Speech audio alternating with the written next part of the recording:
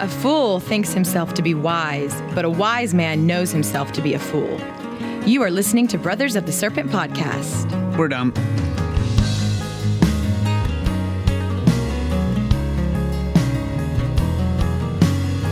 And welcome back, ladies and gentlemen, boys and girls, angels and demons, and monsters and serpents, to Brothers of the Serpent podcast, coming to you not live from the 10 by 10 by 10 tangent cube of science, where we will soon have new climate change.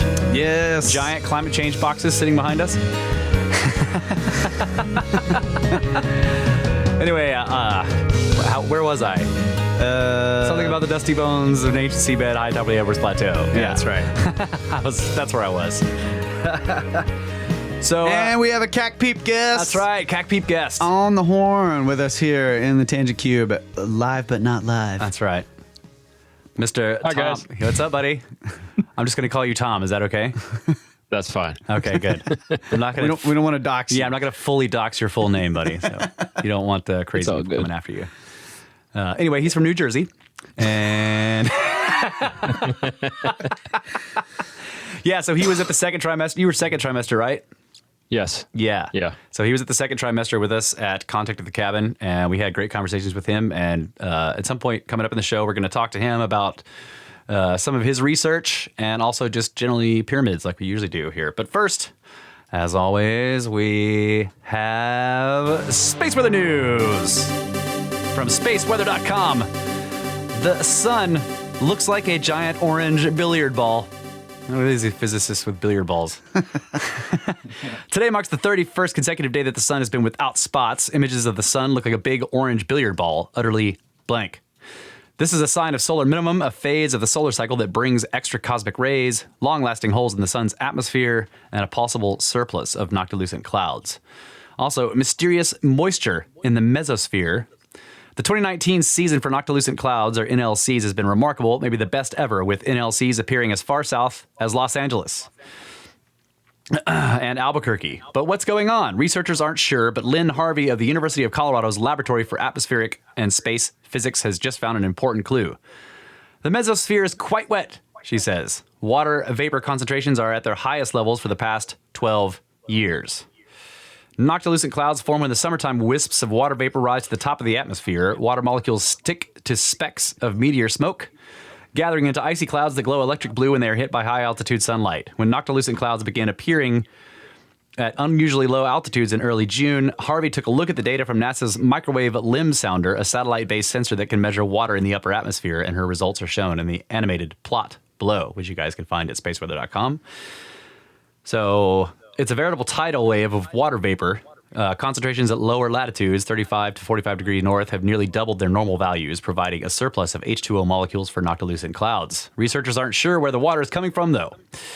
Planetary wave activity could be transporting cold air and high water vapor to the noctilucent zone, speculates James Russell of Hampton University's Center for Atmospheric Sciences.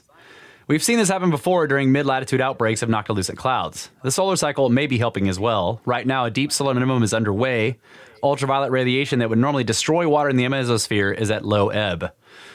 The wave appears to be breaking. As we enter the third week of June, the water has stopped increasing, notes Harvey. Poleward of 70 north, the water content has been dropping for a few weeks, and right around the North Pole, it's getting quite dry. At mid-latitudes, water content is still high, but it's leveling off. No one knows what will happen next. Another wave could bring renewed sightings of NLCs at low latitudes, or conditions could return to normal, restoring the clouds to their usual habitat near the Arctic Circle. Says Russell, this all points to mysteries of the atmosphere that have not been solved, so stay tuned. Okay. Yeah. Crazy. So it's like, I wonder if, like, you know, we're having kind of unseasonal rain. I mean, just around here. I don't know about the whole world, but could that be part of it? They're saying like the mesosphere is just full of water in the mid latitudes. Maybe. We are having an unusual amount of rain. Yeah. Well, I for think it us, is. for this part of the year. Yeah. Yeah. I mean, this is normally our, you know, a rain season for us, but right now we're getting quite a bit. Yeah. Quite a lot. What about over there in New Jersey? Yeah, it was just raining the other day. Storming pretty good. I have a friend coming up from Florida, so he ain't going to be too excited. All right, I have one story here that was sent to us by old GMA. This is a fantastic story from sciencealert.com. Mysterious artificial islands in Scotland are thousands of years older than we thought. In the distant past, in the distant past of the northern British Isles, ancient humans didn't always dwell on dry land. Across Scotland, Ireland, and Wales, the foundations of thousands of mysterious artificial islands survive to this day, called crannogs. Yes. These strange structures were built long ago by prehistoric hands in the chilly waters of rivers, lakes, and sea inlets. Exactly how long ago these things were shaped is something that's never been fully understood. Traditionally, archaeologists estimated Scottish crannogs emerged no earlier than the Iron Age, being first constructed around 800 BCE. But in more recent, that's just 800 BC. In more recent years, evidence has come to light that these engineered structures could be much more ancient, and a new study confirms the foundations are actually thousands of years older than we realized.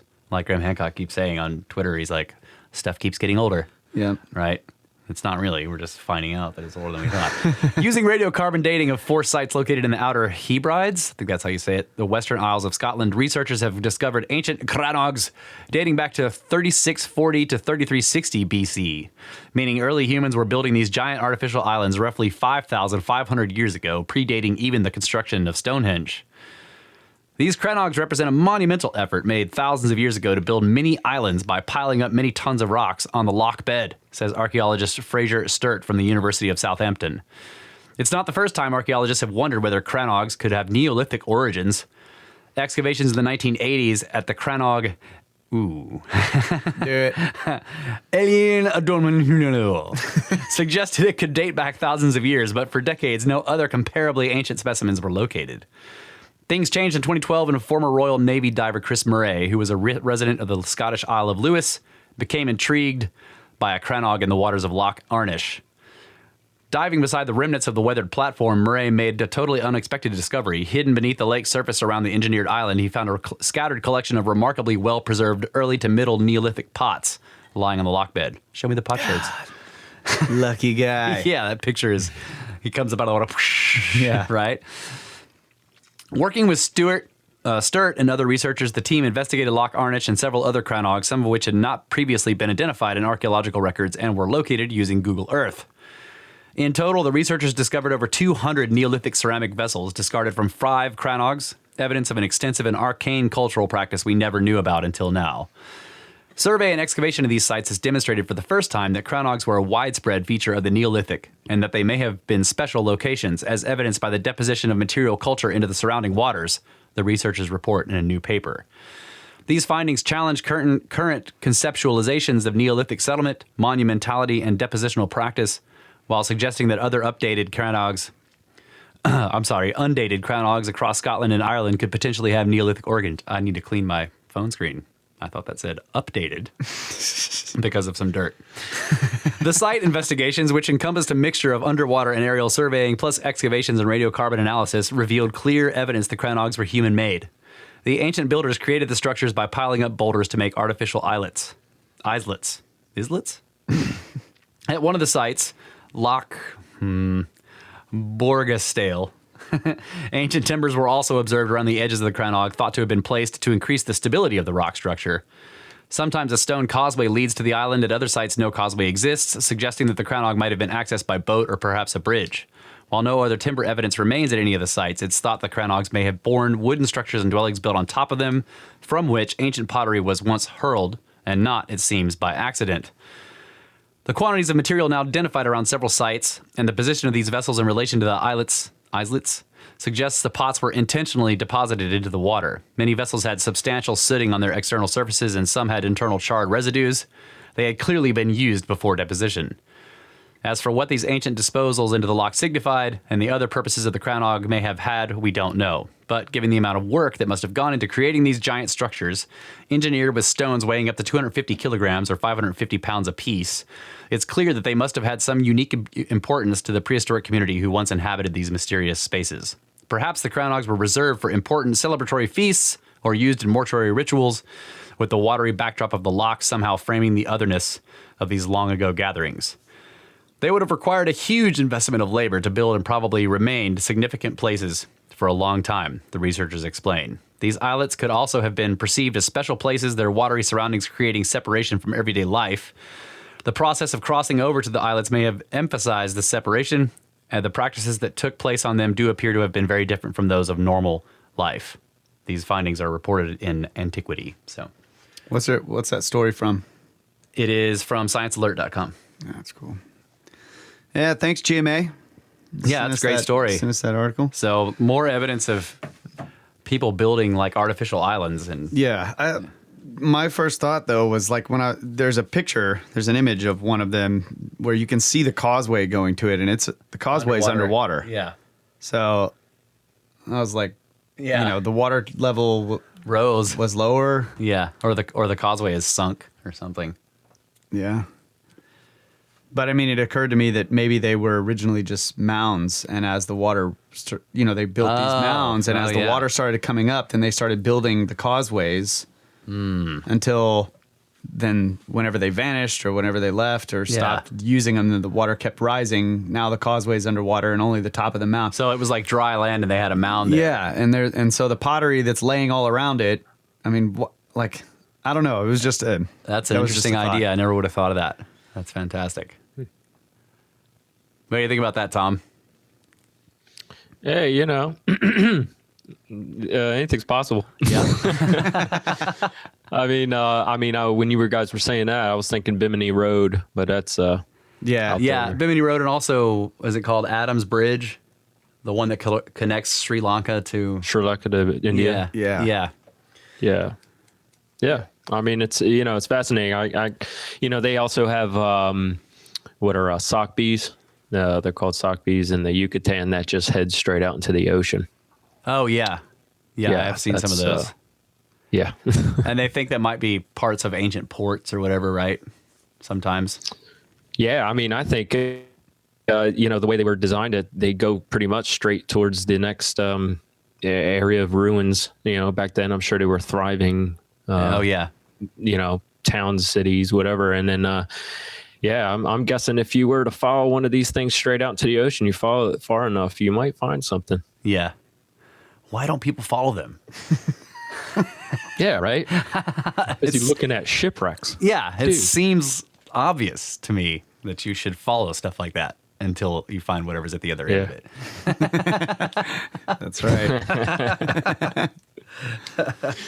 Like those cart ruts on Malta that just go down into the bay, follow them wherever they go, Yeah. So, okay. Instead of digging up Pepsi bottle caps somewhere in some ruins, so like, oh, well, they had Pepsi back then? Yeah. Yeah, and I agree that marine archaeology should not be focused so much on shipwrecks. I mean, they could focus on shipwrecks, but they need to be they need to be changing their scope instead of. Oh yeah, there's a whole lot out there. I mean, there's a story of that guy who was in he did some work for NASA, and he was looking down, checking out shipwrecks. He did a little bit of treasure hunting on the side, and he marked this one place out there. I think it was around Bermuda. I'm not sure, though. Don't quote me on that. But he put there, I forget what he put there, but it was like, we want to check this out. Yeah. But and then they checked it out, and it definitely looks. It's been said that it's alien spacecraft down there underneath the water, but others might think it's actually ruins. Yeah, I know. There's the one from The Black Sea anomaly, is that what it is? yeah. It's not Black Sea. Is it not? Baltic. Oh, the Baltic Sea anomaly. Yeah, the that's Baltic right. Sea anomaly that looks like the Millennium Falcon. Was that Yeah. the Baltic Sea anomaly is what you were talking about, bro? No, I really think it might have been in the Bermuda. Oh, okay. But yeah, he it's crazy because the dude who did a lot of the undersea diving there, he was saying that the coral that's growing on this thing wouldn't normally be extended out. Oh, okay, yeah, it's definitely as far different. as it did. Yeah, so Yeah. they're guessing that it is ruins that they're growing on, but let's get that underwater archaeology up to date. We'll be good to go, right? Yeah. Yeah, the problem with that is that it's not really so much what the archaeologists want to do. It's what the people that fund them want. Right. Right. And the shipwrecks pay more. Right. And have gold. Then go dig in that coral and see if there's a spaceship under there. Yeah. But if there was, that would pay really good. No, a bunch of people would randomly disappear. That's right. Somebody would commit suicide by 2 shots to the back of the head. Yeah, tied to a chair, thrown out of the window. There's the Baltic Sea anomaly. That's an artist depiction. It's pretty. Some of it's like that. You got the chat window open there, Tom? No. Yeah, get the chat window open because Brett's posting pictures. See, I had taken that off. Yeah, so we do have the watcher after all. Yeah. Might as well take a moment to introduce the watcher who just joined the call. Just joined. How you doing out there, buddy? Deep beneath your secret space station and your secret bunker and secret outer space. Oh, I got it, guys. Okay. Doing all right. Better late than never, yeah, boys? Yep. I'm glad you didn't have an emergency, so that was good. You and me both. Yeah. Yeah. Understatement of the year. That's right. Enough said there, buddy. All right. Yeah. So the watcher put up a couple pics of the Baltic Sea anomaly. Those are. It looks like some kind of a transformer design. Yeah. Those are artist renditions. Mixed with composites. Okay. Plus, so basically, they looked at. I followed this for a long time. Actually, spoke directly to some of the guys who were involved in this. Back in the day, if you check our YouTube channel, Brothers of the Serpent on YouTube, you can find some of their videos that I put up there because they were having issues with their server. Anyway, the point is, these 2 pictures are artist renditions where they took the composites plus the descriptions that the crew gave and the divers and from the scans that they made, and they put it all together and sort of. So that's the depiction. Looks pretty interesting. Well, it looks very familiar to what they find in the Japan waters. Yes. Yep. Right? Those lines, everything. Yeah, you're talking about Yonaguni. Okay, yeah. Yeah. Yeah, the Yonaguni Monument off the coast of Japan and Okinawa. Yeah, that's true. The lines in it and the big stair steps or whatever. Yeah, it also looks like the rock cut stuff that you see in Peru. It just has the same strange, Yeah, somebody playing around with the shamir. That's right.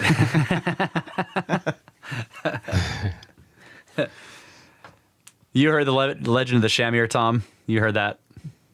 No. The legendary, basically it's a legendary ancient technological tool that could cut stone like it was butter, Oh, okay. Yeah. And I guess it's similar to like melting stone and placing it and whatever else they could do with that type of technology. Right. So what the shamir is a named tool from all these ancient legends. So we just use that to talk to, when we're discussing like this stuff in Peru or whatever, or when they're saying they can melt rock or even float it around, we always say shamir.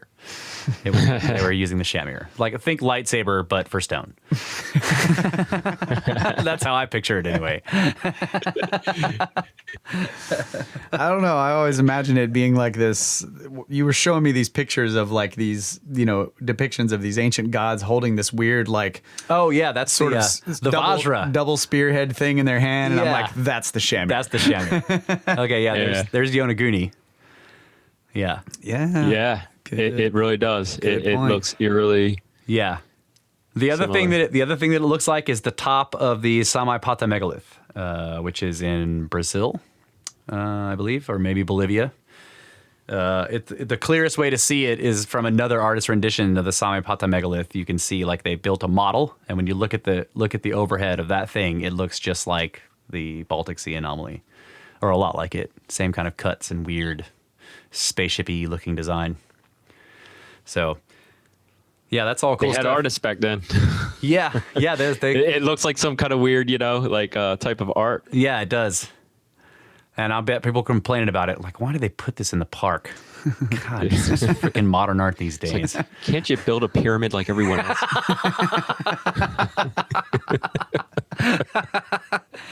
All right. I have an email here that I wanted to read. This is from Brandon, who was also a CAC peep. Oh, yeah. What's up, bro? Yeah. So this is a fantastic email. He says, "Hey, Snake Bros. I have been thoroughly enjoying your guys' back catalog since CAC. So I shall continue my pyramid scheme donations and share the show with some like-minded friends. I also bought 2 more Graham Hancock Audible books because I'd be into an episode where you're breaking down and adding commentary to one of his books, and it was so hilarious. I really just needed the content so I could get all the inside jokes.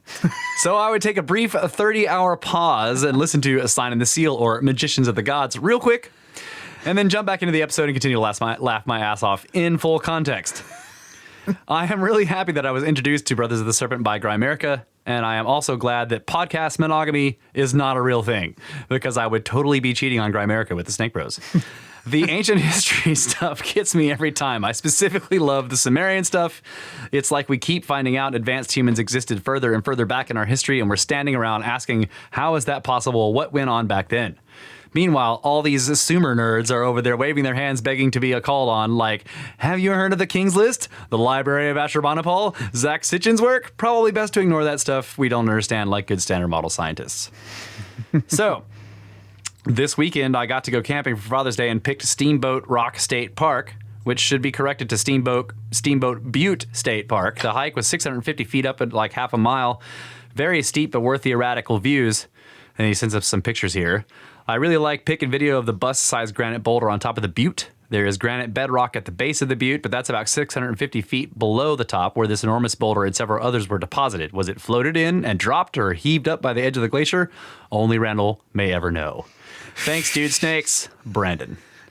I love that. It's like, wait a minute. You did 30 hours of research to get the full context of a joke? Yeah. That's awesome. Dedication.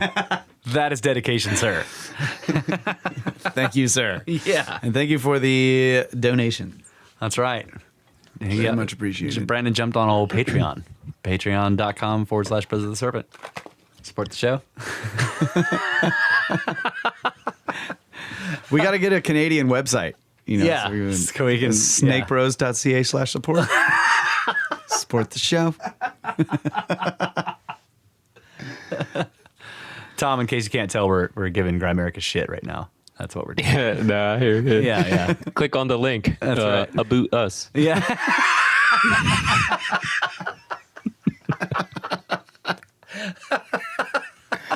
About us. Yeah. That's right. All right. What time we got here? Our timer got all messed up. And we got 22 minutes. 8 minutes. Should we just take a break and come back and we can Yeah, sure. get into it? Yeah.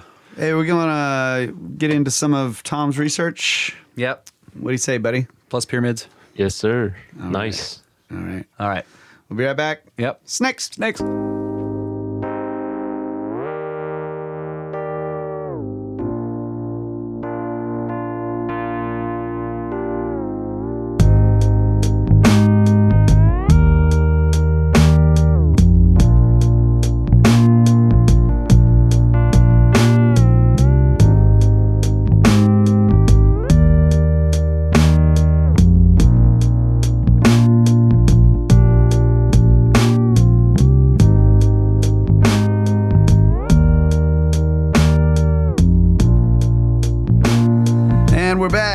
Brothers of the Serpent Podcast, episode 101, which is binary for like 2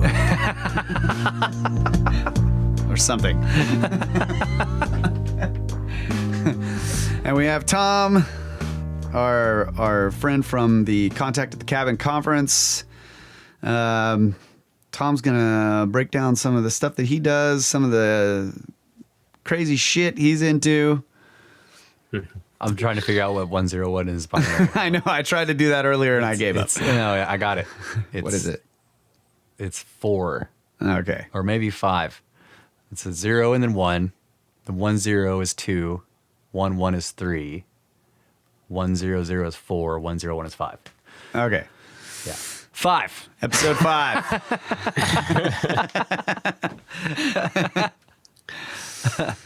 All right, Tom. So give us a description of what you do, like what's your job and how you got in, like how that led to you sort of looking at interesting stuff. So yeah. All right. Yeah. So for 18 years, going on 19, I guess, I've been a glass blower, scientific glass blower. And yeah, I did that right out of high school. Can you send us some beakers? Yeah. We need right. We need some glassware, buddy. I need an ebullimeter Do you ever and play? a cash still. Do you ever play Skyrim? Do you ever play Skyrim? No. I need a full. No. Okay, it doesn't matter if you play. I need a full alchemist set. You know, with the. Okay. You know what I'm talking about, with the big bullet. It's got the long dripper at the end, and the. You know. Well, that the stuff we make, man, it can get pretty intense, pretty complicated. Like- some of the stuff. An alembic, I think, is what it's called. That's what I want. Okay. You make me an alembic. Look it up. Yeah. Well, I'll tell you what. I know I can make it. All right. I don't know what the hell you're talking about. Dude, that's really cool, man. That is cool. Yeah. Scientific so, glass blower. Yeah, man. And again, just right out of high school, I took right to it. And I got to say, there's a lot of art to it. And, it's you get to also create on your own free time and stuff. And, one of the things that I got really accustomed to was, when you're working with, molten glass all the time, you get to learn how it reacts to different things. If you, you don't warm it out, there's stress that could form in the glass, and that's just leaving it alone without doing, annealing it, or just, there's natural stresses in the glass that will you'll make a piece and then the next day it'll be broken. So, warming it out means like cooling it down very slowly and exactly Right, a controlled cool down with fire. Right. And so pieces will get annealed overnight, and so that way, we'll be able to send them off, and people won't have to worry about them breaking on them. Yeah. But another thing that also causes breakage is when it comes into contact with water. Yeah. And so when I blow glass, I'll have a glass rod, and what I'll do is I'll put it to the end of a piece that I'm working on to kind of pull some weight out of the glass as I'm heating it up. And what we do is I'll put the end of the rod that has the molten glass I want to discard. I put that in a jar of water, easily just cracks it, and I just tap it off and it breaks. It literally turns molten glass into just cracked, solidified. You can hold it in your hand. That's how quick it cools it off. Oh wow. Oh yeah, it's ridiculous. It's water, right? I mean, it cools us off when we sweat. It'll definitely cool off anything that's hot. Yeah, which is interesting because typically insulators resist.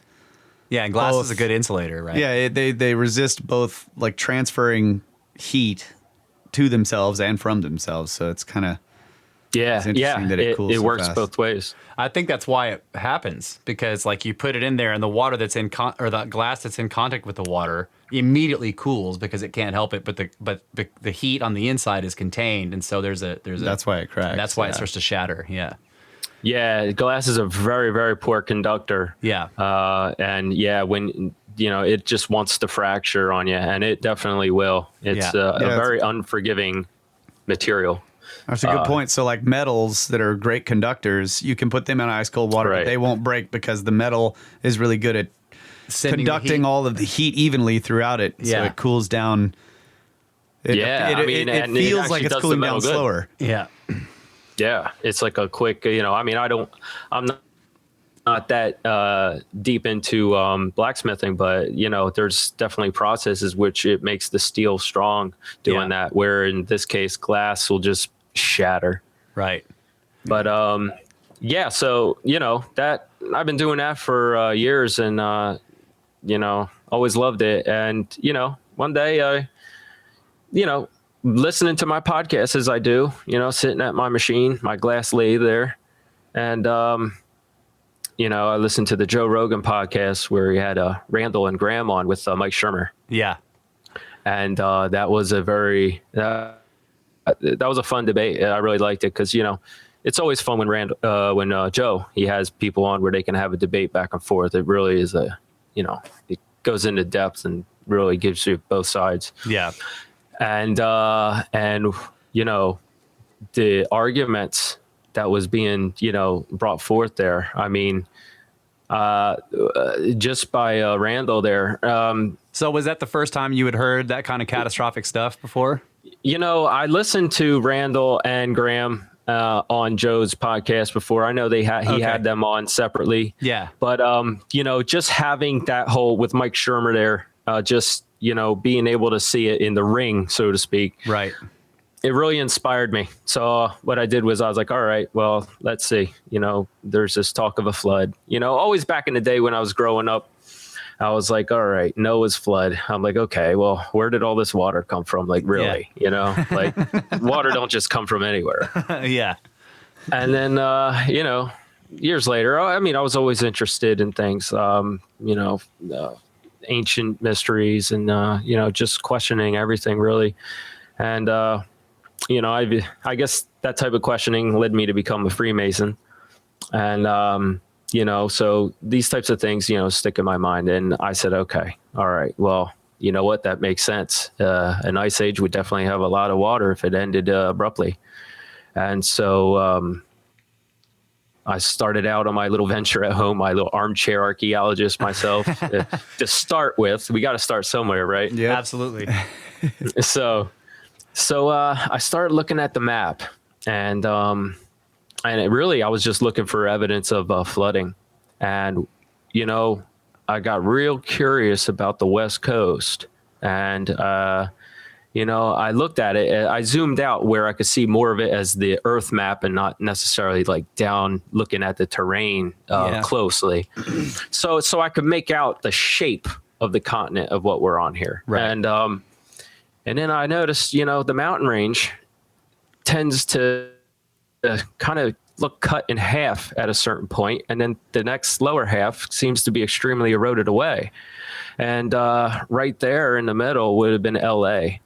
And, when you look off the coast of LA into the water there, you see a lot of choppiness in the terrain or the terrain under the water, the bathymetry. Yeah. It really looked choppy there. I said, wow, that looks pretty violent of a spot. And I go, that kind of looks like where water broke out and just continued to flow down south towards the equator, continuing to eat away the lower half of the mountain range there. Well, I didn't really know much of anything. Just it piqued my curiosity. I was like, well, that's pretty interesting to look at it that way. So what that did was that gave me a place to start, an idea of how much water we might be talking about. Excuse me. Like, Randall had pointed out things of like ripples and stuff that, they're big. But as far as to the scale of eating away mountains, that was, to me, I was like, that's a lot. I was like, all right. This is bigger than what Randall's even letting us. Not that he's hiding anything from us. I think what he's doing is he's probably giving us baby steps. I think that's a pretty smart way to do it. But, he doesn't enter a lot of conjecture, Randall tends to not speculate a whole lot. So I agree with that. Yeah. Right. Oh yeah.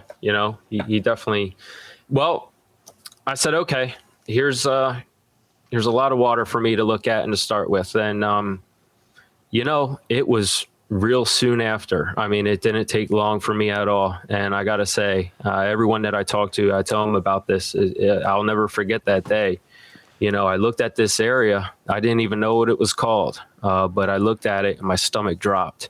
Now I know as a scientific glassblower, I know the effects of water on molten earth material, glass, particularly, but an impact would definitely leave a molten surface. And, it was a concept that just wasn't thought about before, an impact so hot that would absolutely melt the ice. And then in return, that floodwater would wash over it. It's common sense, at least this concept, so I looked at it and I'm like, holy shit, that is an impact. I guess the key. Yeah. Sorry. The key, no. I think it was a little bit like that. Hold up. It was a lot Wait like a minute. that. It was a lot like that. I didn't even mean to push that button. He started wiping something on the keyboard and pushed the button by accident. Sorry. But which area were you looking at? Yeah, is this the Colorado Plateau you're talking about? That's right. That's what I was getting right up to. I didn't even know I've said this to people. No, I've said this to people before. I didn't know how to spell plateau. Maybe that's a little bit of telling about my education, but I learned very quickly. Yeah. I actually learned a lot about that area for sure. Yeah. The Colorado Plateau, it's said to be an uplift, tectonic forces, that's, lifted it up yet. There's no example anywhere on the planet that tectonics would create a circular uplift. It's just it's too anomalous. And you can make it out. On my website. Yeah, I've seen you show it. I agree that it's circular, and that's very strange. Well, wait a second. Let's move back in the timeline here because my mind is starting to be blown. There's so much here, man. Did you look at this after you found out about contact at the cabin and the location they were going, or was this this happened before? Yeah. No, I've been doing this for the past couple of years. So it's crazy. Yeah. Yeah. And then we're like, oh yeah, we're going here. And you're like, holy shit. Oh, you're damn right. I was like, I'm going to get some more research in, Wow. And I did. As soon as I got off that flight in Albuquerque, I went cratering. Yeah. What was it like standing on the area that you had been looking at for years, thinking might be some kind of crazy cataclysmic thing that no one's thought about before? Well, I've been there in 2017. Okay. And all right. So what was it like standing on it then? Just Yeah, right. Exactly. I gotta say, man, it was my first introduction to the place, and in a way, I wasn't sure what to think about it. Like, I'm like, oh man, I didn't even get to think of it as anything else, Yeah. When I first arrived, I'm like, yeah, this place is completely destroyed. This is beautiful, absolutely beautiful destruction. Yeah. But in anywheres on this planet, you might have features that are similar that you find in the Colorado Plateau in other places around the world. I'm not going to deny that, but the number of features and the amount of it, and just the concentration that you find in one spot, you're not going to find it anywhere. And I guess that's what brings beauty to the plateau. But this, to me, I was looking at a bullseye. It's, you go there and you see the Grand Canyon, and you're looking at this river and you're like, you guys meaning to tell me that this little river here did that? Yeah. And yet only 40 miles away, that same river, the Colorado River, is traveling between these walls of rock that it seemed to not even erode away for the most part. You can't even compare it to the Grand Canyon. It's not even a canyon. It's a slit that a river goes through these walls. And an example of that would be if you visit Page and you go to see the Colorado River, you'll see what I'm talking about. And that same river. So you're talking about like away from the Grand Canyon, but with the same river, the Colorado River, it's in its own little gorge, and it's not a canyon at all. Yeah. Exactly. Completely confined. And it's like, we shouldn't have this only 40 miles away from the most craziest, erosion, arguably, in the world, but it's right there. And that's and these are just a number of things that, the complexity of erosion that's happened. It is definitely complex. Yeah. But that's the type of complexity you would get when you have water just rushing. I mean, a level of water that is literally unfathomable to like most people. It's like the Grand Canyon. When Randall would say, well, you look at the Grand Canyon and you imagine a mile up in the sky there, water was up there too. Actually, land was up there. That's how much land got eroded away. And I would agree. Actually, I don't think the Grand Canyon carved it out until the water was on its way out. That's how much water there was. Because you'll have videos of surfing videos where you'll have the underwater shot looking up at the surface of the water. You'll see the waves from underneath. It's kind of cool. Well, if you're at the top, it could be pretty violent, but when you're at the bottom, just looking up, it seems pretty calm. So what you're talking about is when you have an enormous flood going across a huge amount of landscape, it's just eating the whole landscape. It's not until the flood begins to drain off that it gets channelized and starts eating its own exactly. Canyons. Yeah, exactly. It starts to leave its footprints or its fingerprints everywhere. Yeah. So when they look at high water marks in the mountains, that's fine. That's great. But the water was higher than that. You know, there's just no marker for it. There was no land up there because, that land's gone. That's a good point. Oh, well, the high water mark is only up here. Yeah, because the highest water mark was above any land. Yeah, that's exactly. So I want to go back to the Colorado Plateau as a whole being circular, and you're imagining that this, and then the correlation to the glass blowing. So the impact hits this area that was covered by ice. It melts the ice, melts the bedrock. Is this what you're getting at? No, I mean, I don't want to say that the area was covered in ice. Okay. It may have been. I haven't really looked as far into how far the glaciers have gone down. I would say that there may have been in that area, but to tell you the truth, to be able to even tell what was there before the impact, you got to throw that out because, this impact totally obliterated everything, at least in its vicinity.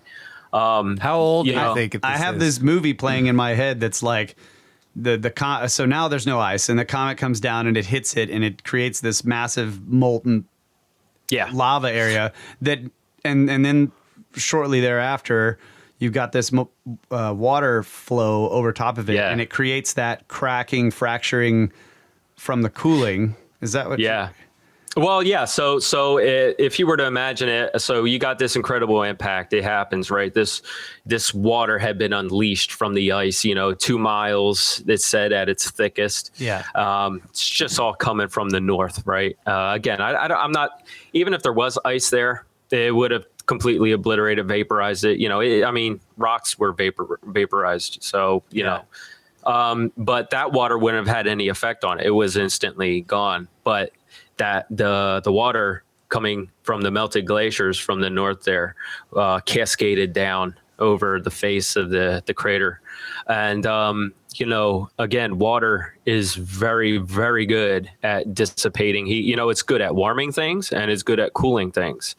And, this water instantly just froze and literally thermally shocked the impact. And it starts to drag heat off the top of the impact. That's what you're talking about. Yeah. And especially since it's moving, it can continuously carry heat away from the impact area.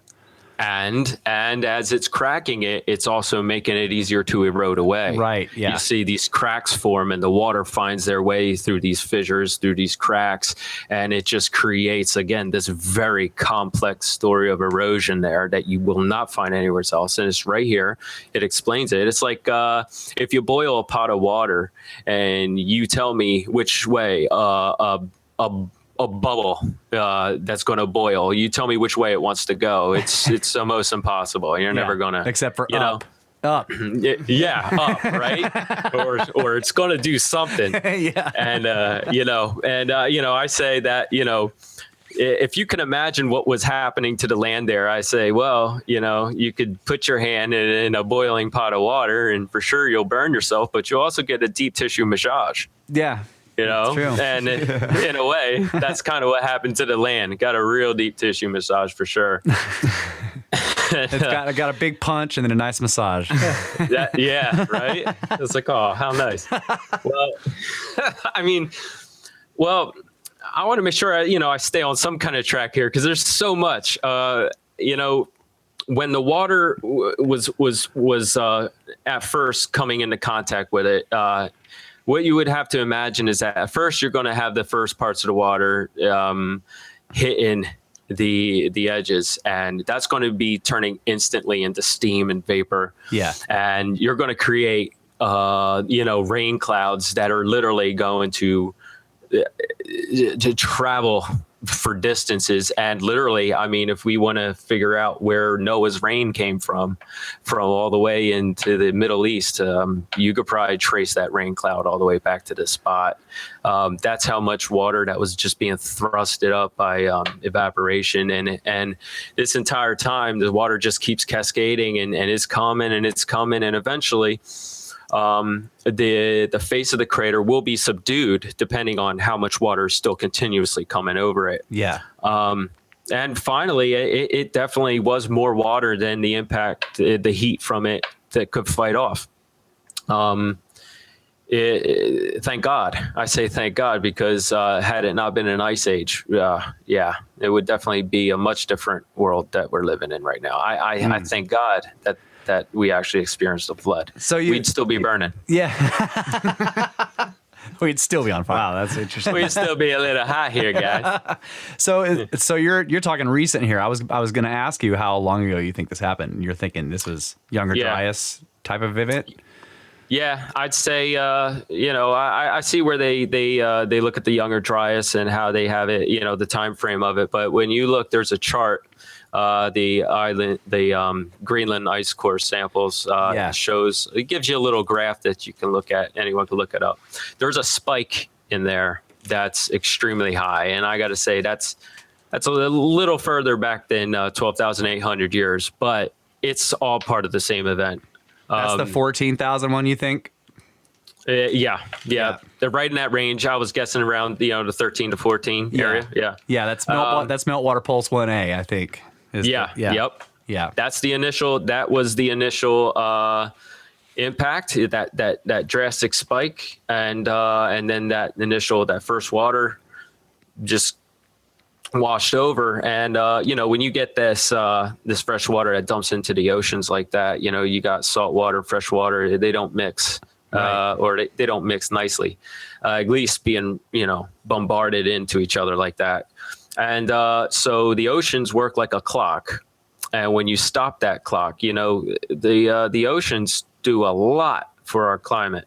The thermohaline circulation is what you're talking about, right? Okay, yeah. Well, on the East Coast, we have the Gulf Stream. Yeah. And that brings up the warm water from the Caribbean there. Yeah. And, if you stop that, the East Coast will definitely drop. It'll be cold. Yeah. And so going back into a cold temperature like it was before, and some would even say, if you look at the chart a little bit, it might have been even a little bit colder. Right. The clocks were stopped, the oceans were stopped, nothing was moving, at least for a little bit of time. And I believe that naturally this clock would jump start again. It will slowly, kind of like a slow moving train, will catch back up to speed. And I believe that once it did, it finally did it into the Younger Dryas. It ended the ice age for sure once the Earth picked up its natural cycle of the oceans there. Yeah. And so I asked Randall about that. I asked him one time if all this fresh water dumping into the oceans would change the salinity, and he said, well, the first thing that happens is the fresh water sits on top of the ocean like a lid.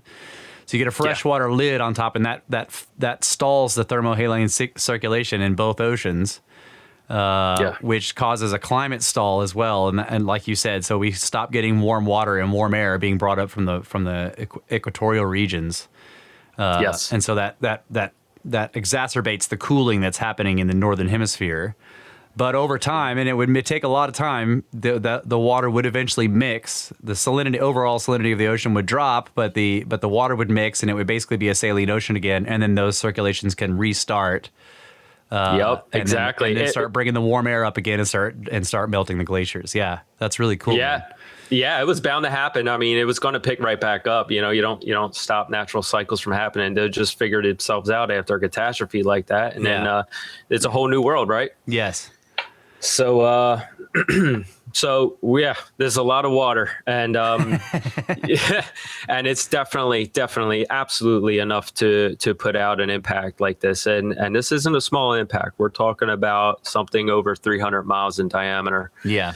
And, it definitely has a bullseye look of a complex crater, which was also it's also common in bigger impacts. This one would be considered an impact basin, not necessarily called a crater. Yeah. Right. An uplifted impact basin. Very, very interesting. Yeah. Well, a lot of people, even Randall, I had a little bit of a debate about this with Randall, and he said, well, it's an uplift.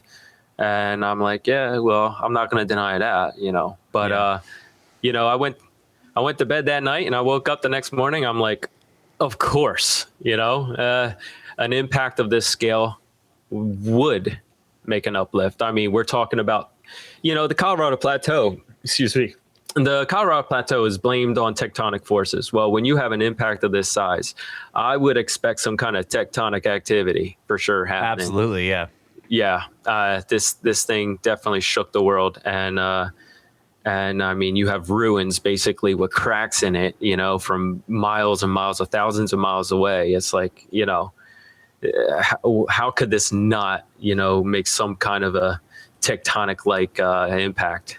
So right, and I could even imagine, I don't know how geologically accurate this is, but I could even imagine an impact of that size would basically soften the crust. Oh yeah, and you result, even though you normally start out with a crater, the crust is so fractured and softened that the pressure from underneath it creates a bubble, basically. Uplift. Basically, like if you got knocked on the head really good and you swelled. Yeah, you crack the Earth's crust like that, it's gonna, the natural pressures are gonna want to push out, and you see all the volcanic activity around it. It's and yet it's, I guess you could say it's extinct, because it was only there for one reason. It wasn't from anything natural on Earth that created those volcanoes. It was from an impact from the cosmos that just hit, and basically, the Earth got punched in the stomach and threw its guts up. Yeah, you're right. There's that long, like shiprock is the beginning of that long volcanic ridge. Yeah, that's all uplifted and pushed out, and then afterwards was eroded. So I can see the timeline there. That's interesting. Well, and shiprock is just one of them. You got a few of them even further out if you travel towards Flagstaff. But aren't they all kind of part of the same line, or am I thinking of something else? I don't know. When we were up at Farview on top of Mesa Verde, we looked out there. You could see shiprock, but then if you kept looking, if you were moving your eye to the left, you saw more of them, and they were all kind of in a line with shiprock, like they were part of the same ridge line of volcanic material. Okay. You know what? I didn't look deeply into that, but I'll say that there is a difference with shiprock only because it's got the exposed innards, I guess you would say, of something volcanic. So the water would have washed away its outer surfaces, I guess, and still exposed this much tougher, harder rock. The water completely removed the mountain. Yeah. And then couldn't erode the volcanic throat, basically. Just basically freeze the inside, and now you get to see the skeleton of a volcano. Yeah. And I mean, the whole entire Colorado Plateau is a skeleton. It's that's how I like to explain it. It's a substructure. It's but it's been stripped. It's been whatever flesh of the crater was there had been just, thermally shocked, cracked, boiled, washed away. The levels of erosion here, where water could get in and do these magnificent types of erosion that you just don't see on this scale anywhere else. I'm sorry. It's, a lot of people will say, it's an ancient ocean. And I would say, and they would say that water did it. And I would say, well, I agree, water did it. And I would also say at one time this was an ancient ocean, but the ancient ocean did not create these features. I would say that an asteroid about 3 times the size of Mount Everest, and that's we're talking about 3 times the size of the one that ended the dinosaurs. Okay, this is big, and I know it's almost ridiculous to say that. That was like a 4 mile. That was a 4 mile. I think is what they think it was. The one that ended the dinosaurs. The KT boundary was caused by is it 4 kilometers or 4 miles? I don't know. Watch her figure that out. So you think that the fact that we were in an ice age at the time is what kept it from completely doing another dinosaur wipeout? See, what happens is if you have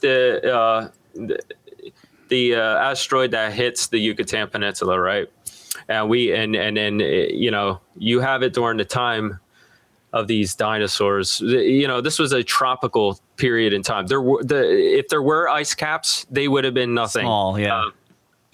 And so you have an uncontrolled heat, fire. Nothing's going to cool this thing down. It's going to stay as hot as it wants, and it could burn for as long as it would have to make sure it does in whatever or most of the living species of anything out there. Yeah, so anything that survived the enormous tidal waves, the massive earthquakes, the huge volcanic activity, anything that survived that is now dealing with like poisonous gases and constantly burning. There's nothing putting it out. Yeah. Nothing. It's going to be time. You just have to let it cool off on its own.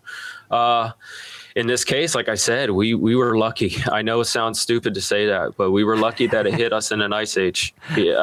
And we would be up Schitt's Creek for sure, at least as a human race. I'm surprised we even did as well as we did, because to see the scale of water that, just annihilated everything in the path, and not just in North America. I mean, just the whole world. Yeah.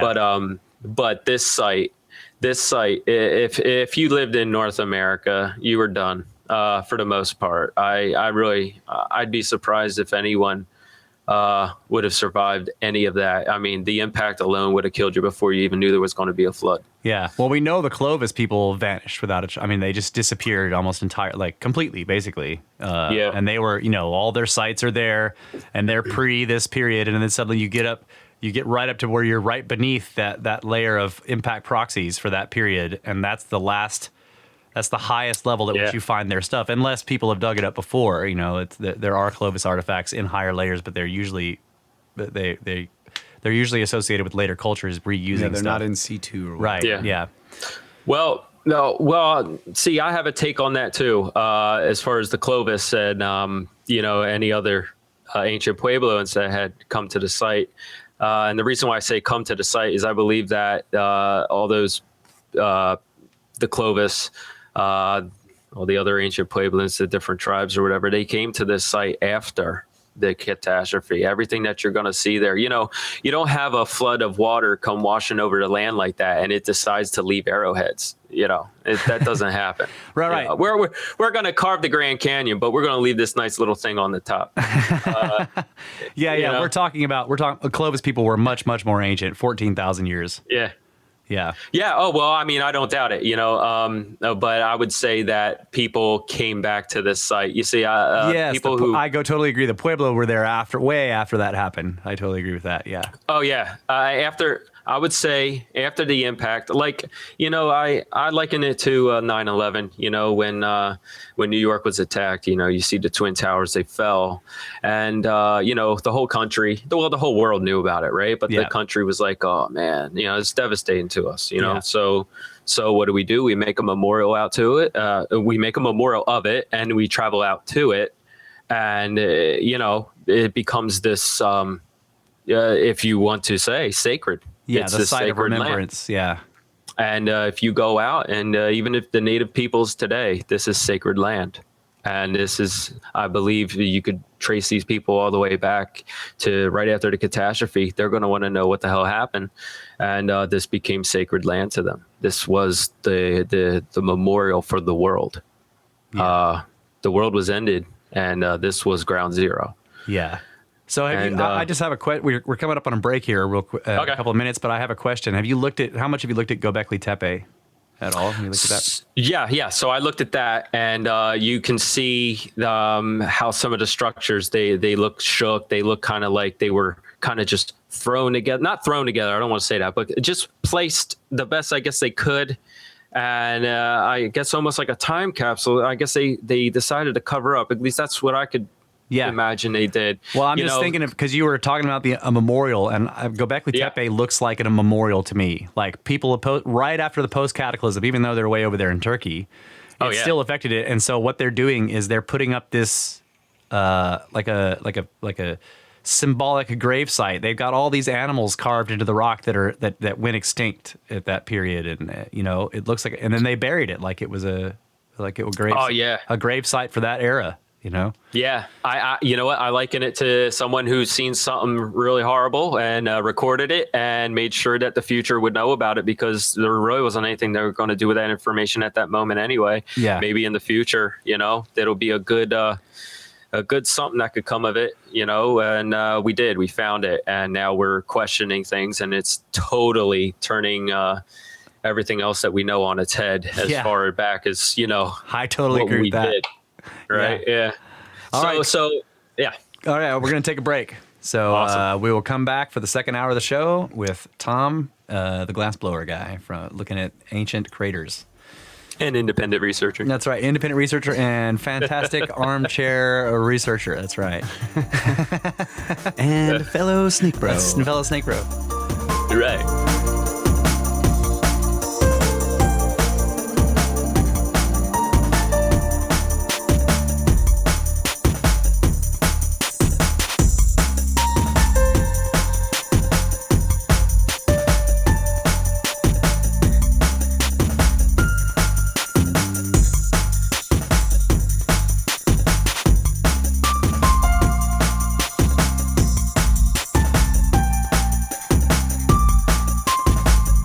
And we are back.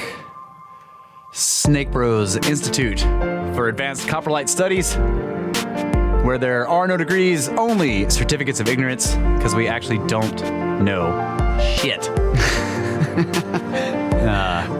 Trying to find out what's going on. We got Tom here with us talking about ancient craters' impacts from his perspective as a scientific glassblower. He recognizes patterns in the macro landscapes, which is fascinating to me. So we have a bunch of good questions coming up. So what do you got? What do you got for him, pal? Yeah, so you were talking about that spike in the Greenland ice cores.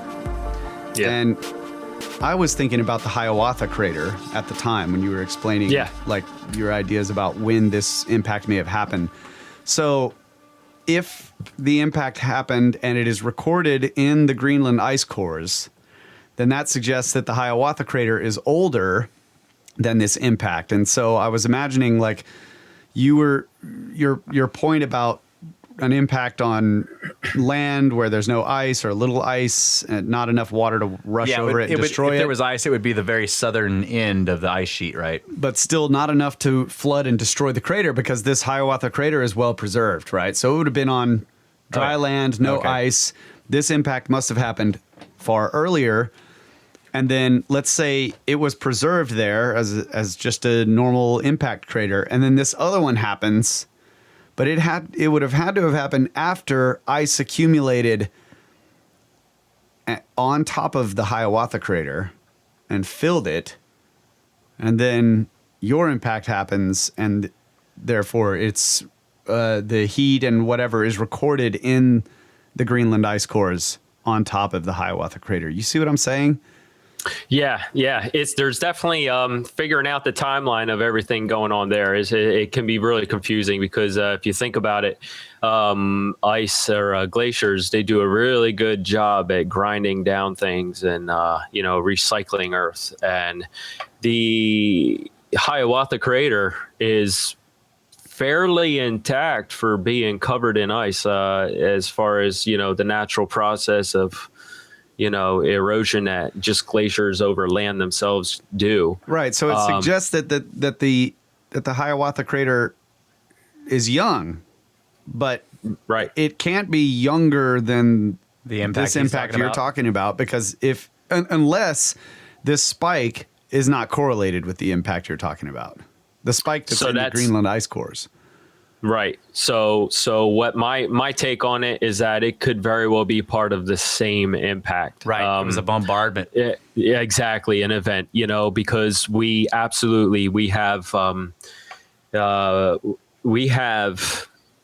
the Colorado Plateau as my hypothesized impact. Right. Yeah. So we have Upheaval Dome, which is an accepted impact structure. For a while, it was just considered a salt dome, but discovering of shocked quartz. Where is it? Stuff like that. This is in the Canyonlands in Utah. Okay. Upheaval Dome. And then you have one that, well, most people who study this stuff will know is Meteor Crater, also known as Barringer Crater. Yep. Now, there are another couple of them. One of them, again, before I went to the lodge at the CAC trip, there was one that I visited, which is Cerro Blanco, which means White Mountain. And that's where I was able to retrieve the shatter cone from. And this is another site that I believe would have been part of, again, a group bombardment. When you have, let's say an asteroid 3 times the size of Mount Everest, it's going to bring with it a company. It's going to bring with it, you have... Yeah, it's going to have a belt or a field. There's going to be breakup and Yeah. stuff as well.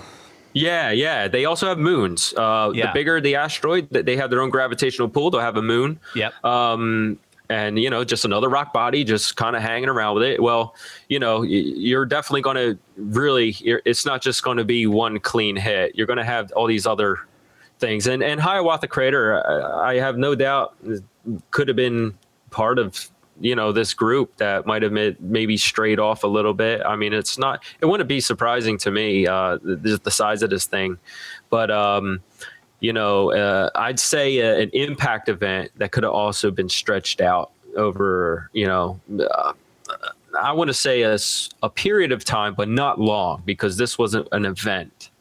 So, we have, I mean, if we just looking at Meteor Crater, I pointed out that, it looks pristine. And why does it look so pristine after a cataclysmic flood like that? I mean, it carved the Grand Canyon.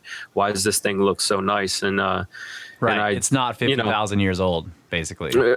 Yeah, right. Yeah. And then, I pointed out that, impacts done in shallow water create a square-like pattern. And I've seen it reproduced on other people's experiments. Even though they weren't looking for this, I was definitely looking for this. I was looking for it, and I found it. A square pattern in the sedimentary backfilling. Is that what you mean? So when the impact had happened, as the experiment showed, the gentleman, actually, I think he's from the Comet Research Group. So they did like a ballistics test, right? And they what they did was they wanted to see what would happen to the terrain that's underwater there by so much. It's shallow. Yeah. When it hit, it creates not a perfect circle, but a rounded edge square-like pattern. Still a crater. We're still looking at an impact there, but. That suggests that, what I was theorizing about Meteor Crater, that, it was part of this group bombardment. One of the small guys, to show up late to the party. And, he was the last one to show up. And as it hit while the flood was basically at its shallowest or pretty much on its way out. And as we did some work, the Meteor Crater is actually, has 100 feet or so in sediment deposited by water. Yeah, even though there's no water. There's no water around. Yeah. And, and Randall suggested that might be, maybe there was a lake, maybe there was some fish in there, he was having fun with it. Yeah. But, it's definitely something to consider. I mean, this is, and it's the most perfect impact, and all around you'll see. Yeah, it looks like catastrophic erosion. It looks like craters you see on the moon. They're so well preserved. Yeah, Meteor Crater is the most pristine. Yeah, Meteor Crater is the only one on Earth that looks like a lunar crater, like where you can just recognize, oh yeah, there's a giant bowl with a freaking ridge line around it. My wife Laura and I got a chance to visit Meteor Crater. We were on our way back from California, and we sort of did the. Did a scenic tour. We went and stopped by the rim of the Grand Canyon and looked around and for a few hours. I got back in the car and then kept going. We stopped at Meteor Crater before sundown and walked around there for a few hours. I can't remember if we stayed the night somewhere, but it was I wish I could see it with these eyes. I mean, I didn't know Yeah. anything back then. I remember the I story just- you told me about driving to it. And you were looking for it or whatever, and then you finally realized it was like that mountainous thing. All the Yeah, way. there's this huge mountain in the distance, and we're driving, and I'm like, wait a minute, that's the crater rim we've been looking at all this time. Shit. It was cool. Yeah, seeing it in person and you know, it gives a scope, a little bit of an idea, a little bit of a view, you know. But this is a place where anyone can visit. You know, it's not sacred land or anything. You know, it's there's a business that's running it, and you go there, you see it, they explain it, they have a nice little museum that you can check out all the stuff that's been done on studying it and researching They've it. got fragments of the nickel iron. Yeah. Yeah, Impactor. real big meteorite rock there that people could just touch, you know. Yeah, and they got railings and chains everywhere telling you can't go in there, and then they tell you a little quaint story about a guy who jumped down in the mine in the bottom, and so now you're not allowed to go down there. And I'm like, dang it. And if you venture off a little bit too far from the group, he's going to try to scare you with there's rattlesnakes. And by the way, I'm sure there's rattlesnakes, but he probably just didn't want to. Yeah, hey, I'm from Texas. Come on, guys. Rattlesnake's Yeah. my friend. I'm a snake bro. Yeah. Oh, that's Look, right. I that's just right. came from You wanna Texas. I venture. want to check out this hill hole. I didn't know craters rattle like that. Hill hole. That's a great name for a crater. That's a freaking hillbilly name for a freaking crater. Yeah. I'm going to look at this hill hole. Hill hole. Looked like a hill. Got on top, it was a hole. Oh, do I got a hill hole for you? Yeah, so, you know, Yeah, I was thinking about Mesa Verde, going back to Colorado Plateau. Yeah. The Mesa Verde stuff, how Randall kept pointing out that and, you know, Kyle was talking about this too on the last podcast, episode 100, about how the canyons are they're sort of this grid almost. There's none going crossways, but there are all these lines. They're like and parallel. Parallel almost. Yeah. And like now I'm thinking of your idea of how, you know, and I remember I've seen glass fracture too, and it has a pattern, right? Yeah. There's a bit of a controlled chaos, sorta. Yeah. Yeah, for sure. You know, I mean, if you know, you can see, like, if you had, like, you know, maybe just like the windshield of your car, right? You throw a rock at it, you can see it. The cracks will go wherever they want, but for the most part, you can even still make out a pattern. You know. Yeah. If you shatter the whole thing, it's definitely a pattern.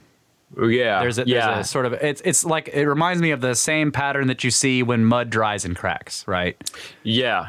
Well, in this case, though, I know it might seem to contradict it a little bit, but again, you know, when you have such a complex, I think it's more so that not the impact itself would have not made things uniform. I think it was the water washing over it. Right. And, the water and water is running in one direction, so it chooses to exploit only the cracks that are going north to south.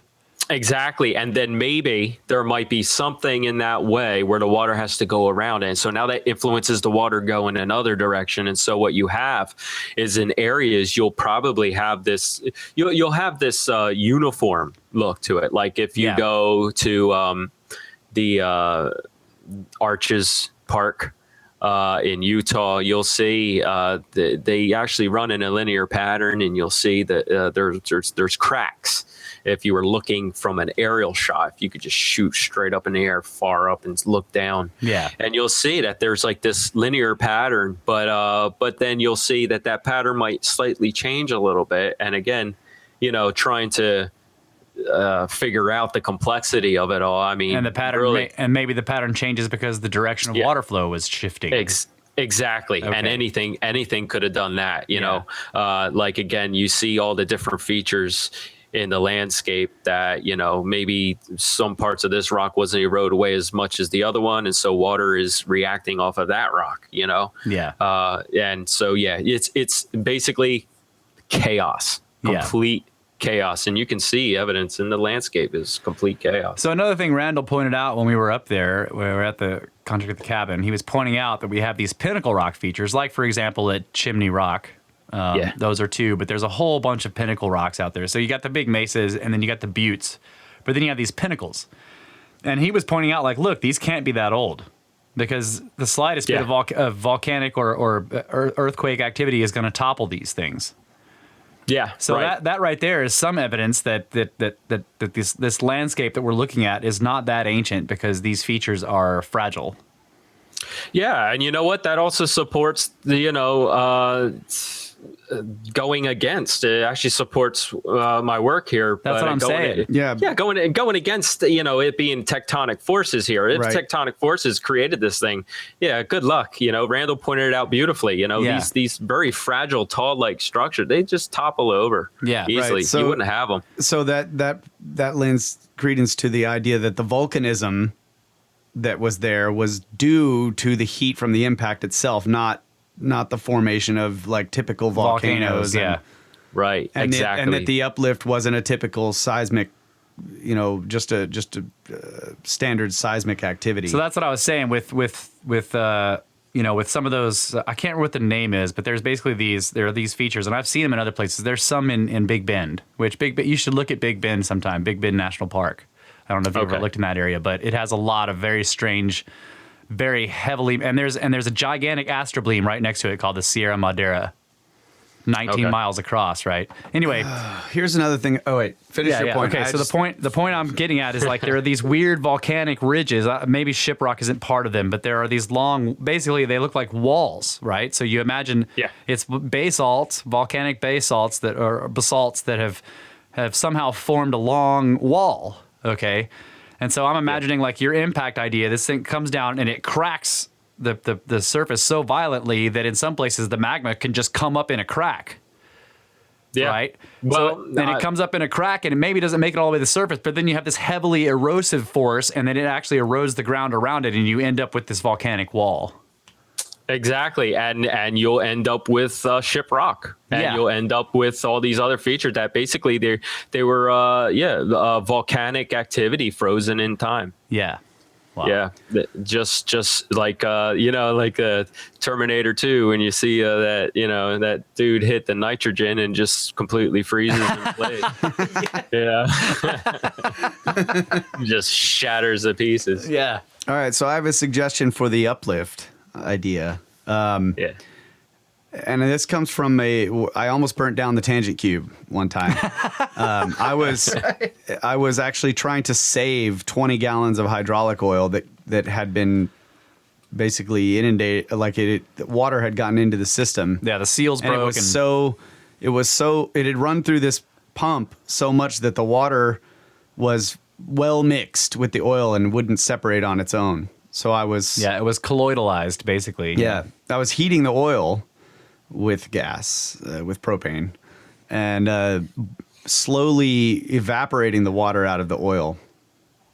And it was a lot of oil. Yeah, well, it was like 20 gallons. Yeah, so he had this big metal tank in here, and he had gas fire on the bottom of it, and it was like getting the whole oil hot enough to sort of boil the water out of there, to sort of heat the water out and evaporate it. Just get it to evaporate. I was trying to keep it like right at 212. So I was agitating the oil, stirring it constantly, so that the bottom of the tank didn't get so hot that the water would boil down there, right? Yeah. Well, what happened eventually is that I got sidetracked for too long without agitating the oil.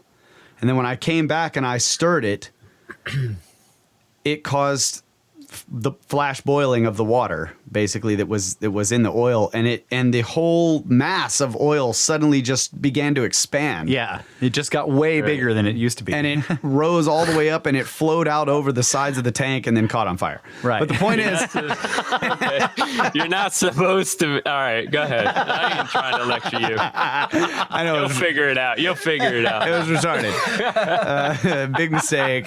Never gonna happen again. But the point is that I'm thinking about this idea of the magma, the flash melting of this rock, and then a sudden inundation with water. Yeah. That you will have, not only would you have what Russ was pointing out, the swelling or the expansion of the magma underneath, but you would have swelling, like if cracks or fissures were opened up and water is going down into where this ridiculously hot and in some cases molten rock was. Yeah. You're going to a mass expansion, basically, of the materials. Well, no, not necessarily. No? Because I know what you're getting at, though. But what it is that when water hits anything molten, what you're really doing is you're freezing it, and it'll actually shrink. And it'll shrink faster than other parts could shrink. And, it goes along with if you were to warm up a piece of glass, you're expanding glass faster than other parts of it. So that's where you get this stress in the glass. So, when you have this intense heat, you'll have this molten surface area, the impact. OK, it's all you could just imagine this giant hell pool of just molten, and then this water just coming over it. If anything, heat expands, right? Cooling contracts. Right. And so, glass doesn't want to do any of that, at least if you do it nicely. Right. Right. But this wasn't nice. Right. So the flood just came over. And so basically it contracted faster than, it. But I think that makes sense. Yeah. But you're also right in a different way. Remember when we went to the extinct volcano in Austin? Yeah. And we looked into volcanism and we were trying to study what happened. Where the precipitation the precipitation happens when you drop the pressure, right? So this thing hits and softens the crust, and then the pressure drops because it's able to push up. Then you have precipitation, and then it keeps pushing Right. Yeah. Yeah. I mean, now when I'm talking about the impact and you have this swelling going on, I'm just talking about, you have this area in the Earth's crust that's been weakened. Right. You have this incredible hit. Yeah. And you would definitely, because, you got the pressures of the Earth, you got the, its guts. It's literally, if you make this weak area, imagine, I guess, if you were able to have a balloon and you put your finger into one part of the balloon and you really pushed in deep. Well, theoretically, I mean, if you look at it, you've actually created a more looser, more, weaker part in that balloon of the rubber. Yeah. You know what I mean? Because you stretch it out. Yeah. You weaken if you let's say you take a ball bearing that's kind of hot and you just touch the balloon with it right there, the rubber gets weakened, and that will make a little balloon on the side of the balloon, basically. Yeah, right. Exactly. Because that's great. I never even thought about that one. I'm going to use that. Because I'm good. I'm a professional, bro. Word on the streets is. I don't know. I have big problems with some of your analogies. I've been practicing. But right there, that's it. And that will give us our uplift, and it doesn't have to uplift far, but And again, that's tectonic forces right there. It's just not the natural tectonic forces that we, scientists have said, I mean, the Rockies, that's one thing that for a while had given me issue, but not an issue that's bad. I always like to look at things that really make me think about my work and where I might be wrong. That's really important to do. You don't just want to buy into something and try to defend it without looking at things logically. Absolutely. Yeah. You sound like a true snake, bro. Oh, yeah. You got to. Always try to falsify your idea, not prove it. Oh, yeah. Absolutely. And especially if you almost burned down the tangent cube. And hey, man, sometimes, when I put my baby out there, it's like, all right, we'll put it out there and we'll see if it can get knocked down. I want to see it. I want to know where I'm wrong. Yeah. But in this case, I found some things that really need to be looked into because, the Rocky Mountains, for sure, they were a bit of an enigma for sure. The Rocky Mountains, they part of them, happen to be inside of the diameter of this my hypothesized impact, the Colorado Plateau. Okay, so you have this area, and someone probably say, well, I know I said it to myself. Well, this can't be all right. What's going on here? Because if it's an impact, shouldn't it all be nice and smooth, right? Should it all be wiser mountains? And now, if you look at the faces of the Rocky Mountains, now they're an enigma in their own right because, you have people saying, We don't know how these mountains. They shouldn't be there. They're 400 miles away from the fault line, or where the tectonic plates are coming together right there, and the west coast there. They're also real sharp and angular. They don't have a whole lot of erosion, so they seem to be young. Yeah. Really fresh faces, really sharp. There's a reason why they call them the Rocky Mountains. Yeah. They really don't show the level of erosion that geology, Yeah, if they're hundreds of millions of years old, they should look more like the Appalachians or something. Absolutely. Yeah. And so I hypothesize that, when you have an impact, especially of this scale, it will create mountains too. Yeah. It will absolutely create mountains. And so in areas where you're getting magma coming from the earth, and you're getting these volcanic eruptions, you're also getting maybe whatever natural stresses might have been in the earth's crust. You just hit it in a weak point, and maybe it might want to pop up right there. Yeah. But that's the stresses are released, and you have these crazy effects. Yeah. And that's another part. It's not thermal shock, but you do have stresses in the earth. I mean, that's where you get fault lines, right? So the Rocky Mountains are like their own different type of fault. It's seismic shock from the impact. Is what you're suggesting. Oh yeah. Yeah. Okay. For sure. Yeah. I mean, the earthquake. I don't even know if earthquake would even be good to call it. This thing is. It would have to be called something else, because. I'm pretty sure the whole entire world heard that. And, only parts of the world usually experience an earthquake at one time. And I think the whole entire world was pretty shook at this one. Yeah. Yeah. Yeah. It's like the difference between, I'm trying to come up with an analogy, and I can't really think of one, but it's there. You have these little tremors, basically, like earthquakes in this big scheme of thing for the whole planet are little tremors. Like, even though they can be devastating for the area. Yeah. Oh yeah. But if you slam the entire planet with something big enough to ring it like a bell, it's going to change a whole lot of stuff really quickly. The whole Earth, right? Yeah. I mean, we don't have to get into the moon, man. All right, but right, you hear that? So imagine the Earth and what it might have done to an incredible impact like that. It would have sent something through it to really affect its entire surface. I haven't looked deep into what type of seismic activity around the world might have been. I really focus on North America, because it is, to me, it's ground zero. And, but its effects can be seen all over the world, for sure. Yeah. More so with the flooding. So the Watcher is even saying, he's suggesting that, like, hey, you got this giant impact, and we already know, based on the standard model, the tectonic plates float around on the mantle, right? And so they rub against each other. But if you have this huge impact that causes massive outward flows and releases of lava in various places, it could be that just two plates would be accelerated towards each other and cause a mountain range to form very quickly. So, that could happen too. But again, the problem is there's no fault there, right? That's the problem, right? Yeah. Well, the only fault that is there, and if you really look at it, and I haven't been able to see it for the longest time since I've been doing this.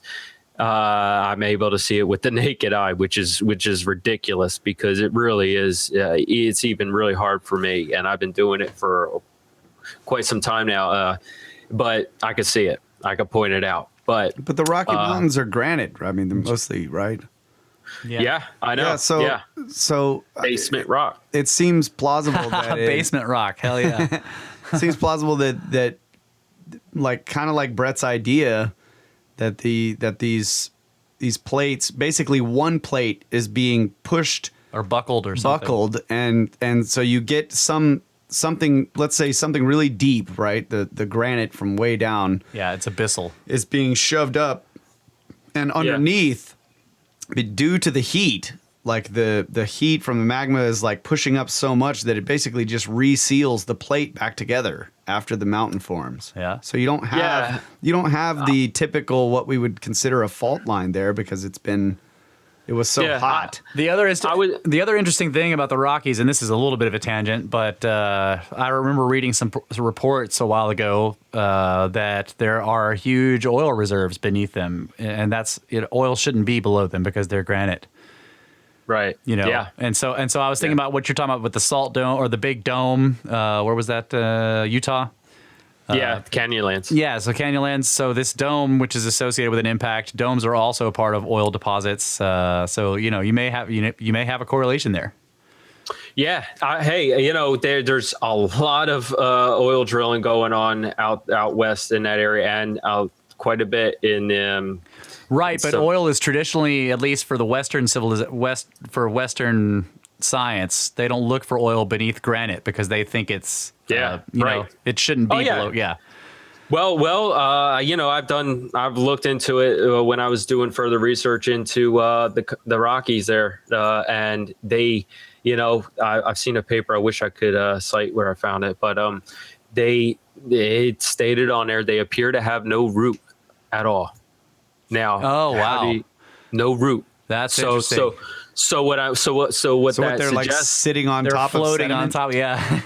it suggests that there is no plates there. There's no, you can't really root it down, or at least make it clear. Or they are the roots. Came from. They are the roots, and they've just been shoved up, right?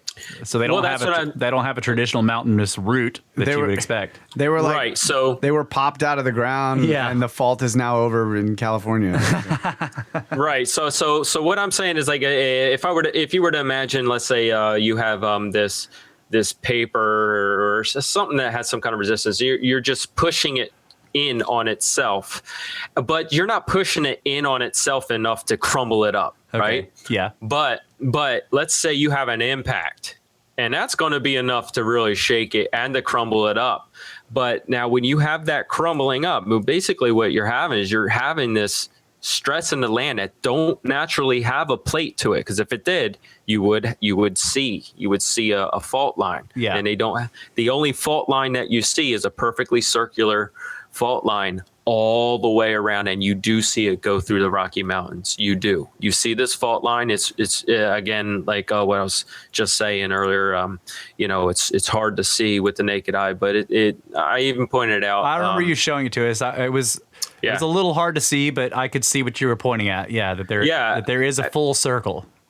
Yeah, and so you would expect that, okay, well, you know, the volcanic activity in that area, you know, what's up with that? And I would say that, you know, these rocks were pushed in on each other. You still kept a really tight seal from anything. Yeah. You know, but that doesn't mean, you know, again, on the other side, where you have on the Arizona side, you have this complete opening up, and so you have volcanic activity happening out that way.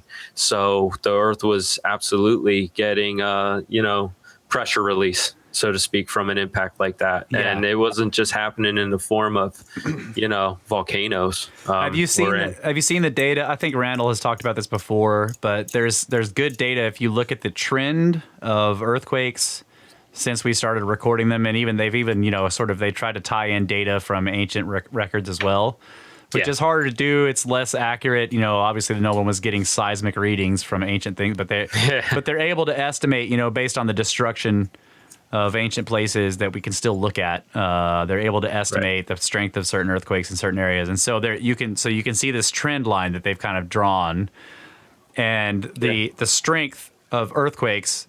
The trend line is that the strength in it goes up as you go back in time. Right. Yeah. So in other words, the Earth is still shuddering from this last cataclysm, and it's it's calming down and calming down and calming down. Like even though we have terrible earthquakes still, the overall strength of them and the amount of them around the world has been dropping over time for the past 10,000 years, basically. Yeah. Well, you know, what will be interesting to ask, a good question to ask oneself is, would Yellowstone National Park, would it be as active as it is today, or even exist at all if it wasn't for the impact? Right. I mean, and yeah, we still have activity going on out there. Old Faithful keeps shooting. I mean, there's literally, I think we're still, you know, even though in human times, right, 12, 13,000, 14,000 years is forever, but geologically speaking, not at all. Yeah, it's an eye blink geologically. It's a baby. It's a baby. And so, If there is any kind of climate change that anyone were to be concerned about, it's really probably, for the most part, I do believe it's all aftershock, after effects of what initially happened after the impact. Right. So the Earth is still basically trying to stabilize from the last one. Oh yeah, it's had a fit, but as Randall had pointed out in some of his work, we've actually had some pretty good as within recent times, pretty good climate, Yeah, definitely. But that should probably, not that I want to scare anyone, but it's like, well, come on, there should bro. be a spike somewhere happening. Scare us, bro. Give us the doom porn. No, yeah, right. Let's hear it. Yeah. No, I say this. I think overall, when I look at this, I think there's a message of hope. I saw this movie. Everyone, I don't know if everyone, but the X-Men Apocalypse movie, where in one part, the bad mutant, the top mutant guy there, he had control over all these things on the planet, and what he did was he took all these nuclear weapons from all these different countries in the world, and he basically controlled the people to hit the button, and they all shot up into space, but they were destroyed, right? So they didn't come raining down to destroy the world. He basically took the stick out of everyone's hand, is what he did. Well, when I looked at that image in the movie where you see all these, these shuttles, these missiles that are shooting from all these different countries all over the world, I imagine. I know there's a lot of look into what we can do to save us from an asteroid impact. Yeah. Now, I don't think it's all gloom and doom. I really don't. But I do believe that something of the size of what we got hit by, we're not going to stop that. Right. There's nothing that can stop that. But there is hope, because, when I saw that movie, I imagine in my mind, you take the nuclear warheads off of that and you put escape vessels on there, you evacuation, we can do something. Yeah. And or even retrofit those things to send up something up there to, like, if we can get it 50 years out. Oh, man, we got the International Space Station. Come on, we're already doing this stuff. We can get off the planet, Yeah, even if it's for if we a period see of something time. and we know it's going to hit us, but it's 50 years from now, we could mount an enormous expedition to get out there, mount some giant motors on it, and just push it a little bit out of the way so it misses us. Right? Well, Don't worry, folks. Don't worry. There's one scientist working on how to move the Earth out of the way when the sun explodes 5 billion years from now. I don't want anything to do with that. We can just push the Earth out of the way if it gets too bad. Catastrophe right there. We got more than an asteroid to worry about then. Yeah. All right. We got to take a break, man. We're gonna take a quick break, and we'll come back for the final segment. This has been a blast, buddy. Awesome.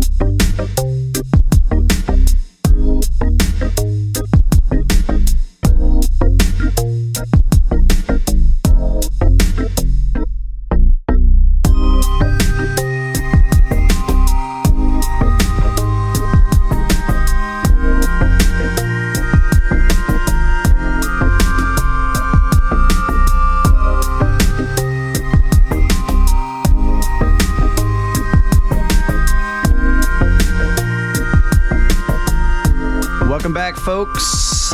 Brothers of the Serpent podcast with Tom, the armchair theorist, glassblower extraordinaire from New Jersey. Yeah, man, this has been a fun show. Oh yeah, very, very interesting ideas, and it's really cool that we all got to go there, and the synchronicity of you studying this whole area for 2 years, and then getting into Randall Carlson's work, and then Grimerica just happens to pick that area. Oh yeah. Yeah. I was super excited about that.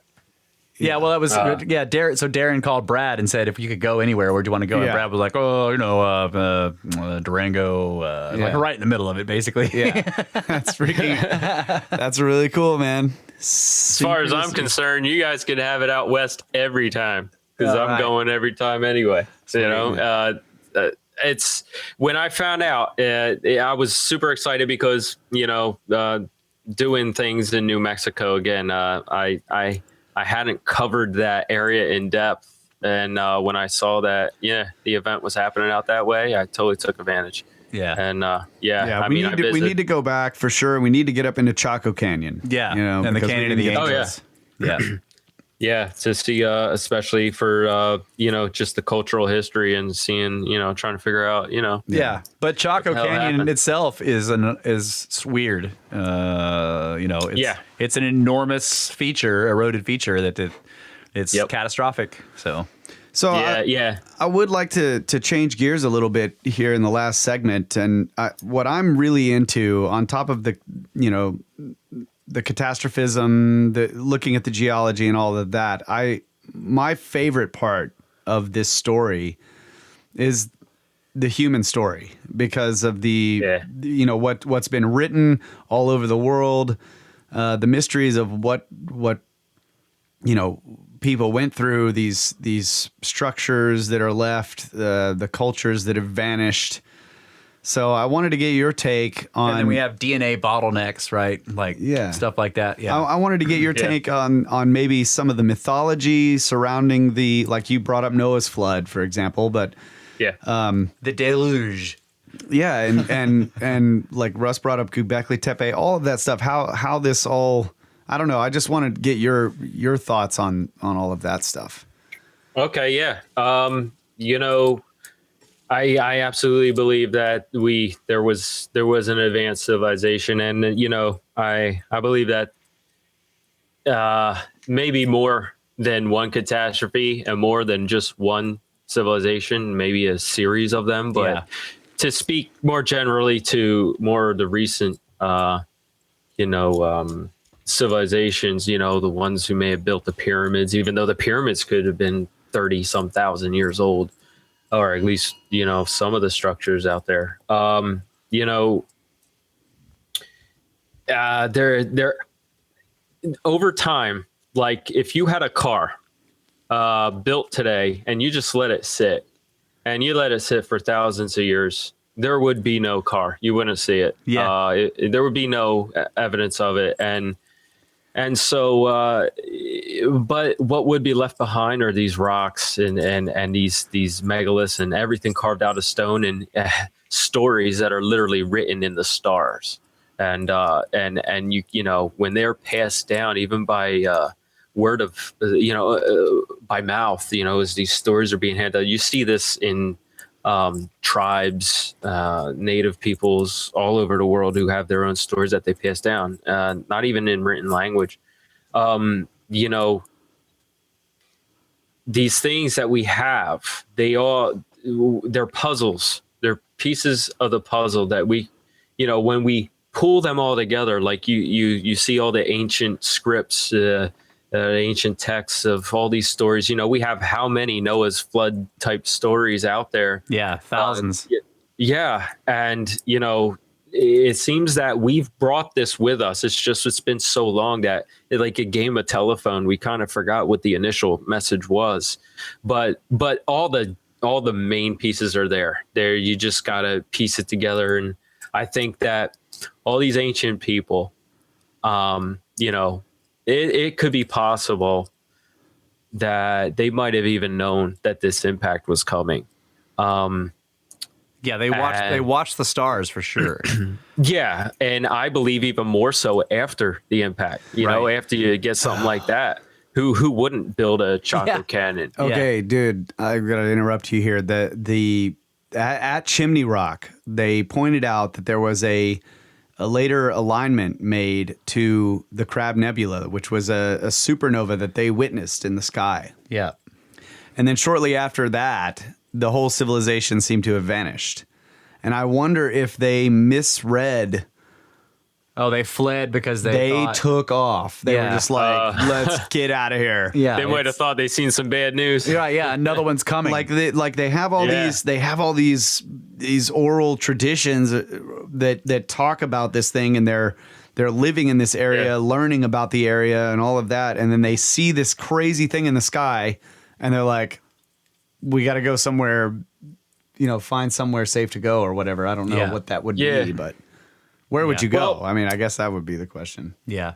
Yeah, in space. I mean, you Underground. go into the ground. Yeah, I mean, All right, Pueblo people, let's get to space. It's time to go.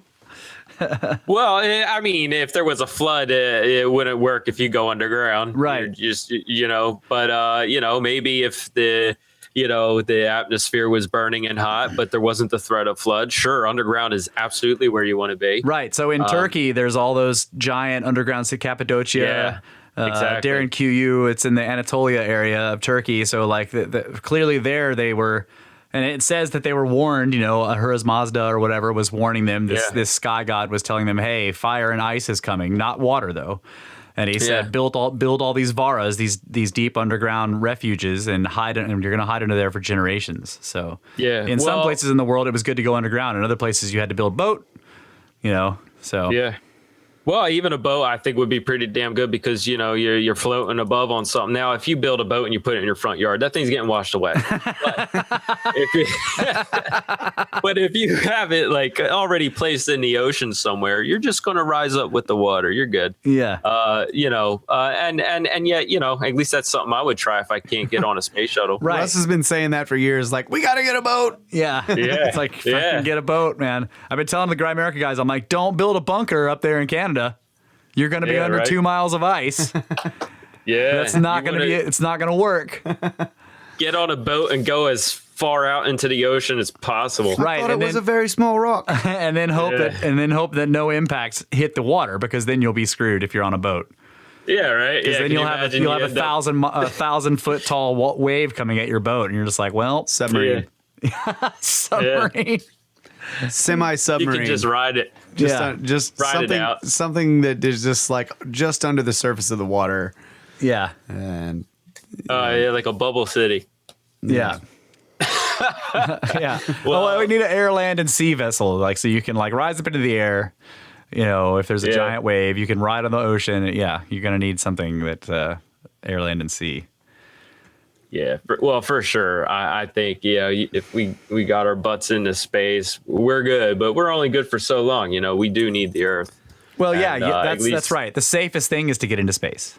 Absolutely. Yeah, 100%. and even Randall Carlson, he'll become a cosmic civilization. Yeah, it's like nature's intended thing for us human beings is to become, spaceborne. Yeah. So, I'm down with that. I mean, I'm not trying to colonize Mars anytime soon, but okay, hold on. So I used to read a bunch of old science fiction guys.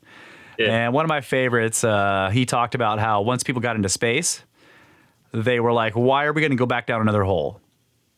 In other words, another gravity well, right? So you get up into space and you're like, I'm not going to go down to Mars. That's a freaking hole. I don't want to live on another planet. Like, I've got off Earth. I'm out in space. Everything's floating around. I'm not going to go back down into a gravity hole. yeah. Right? So I agree with you. Don't colonize Mars. Colonize space. There's plenty of room. Yeah, there is. We got the moon. The moon ain't that far. I mean, that's but a nice little the moon destination. again is another hole. It's a hole in space. It's a gravity hole. Get but, out of space. It's not too far. But yeah, I mean, we have the International Space Station. That's what I've mentioned that. Like just getting off the face. And what would be even crazier about is that even if, let's say, we were struck by another asteroid and it was bad enough, debris does get flung up into space. So, really, I mean, I don't want to say that we're sitting ducks, but we're sitting ducks. But yeah, so you need to be in orbit. You need to be in orbit around the sun, not around the Earth, if there's going to be catastrophes. Yeah. Yeah, I just think I think we're crafty. Human beings are extremely crafty. We're so crafty that we could build pyramids and totally trick ourselves in the future and trying to figure out how the hell we did it. That's how crafty we are. That's a good point. all right, so what's your like craziest theory of ancient civilizations, ancient humans, what we did, how we dealt with these catastrophes? Oh man. Well, just throw it out walk there, all man. the way out there on that Come on, plank, man. buddy. Yeah. yeah, right. What would be the coolest thing that could have happened?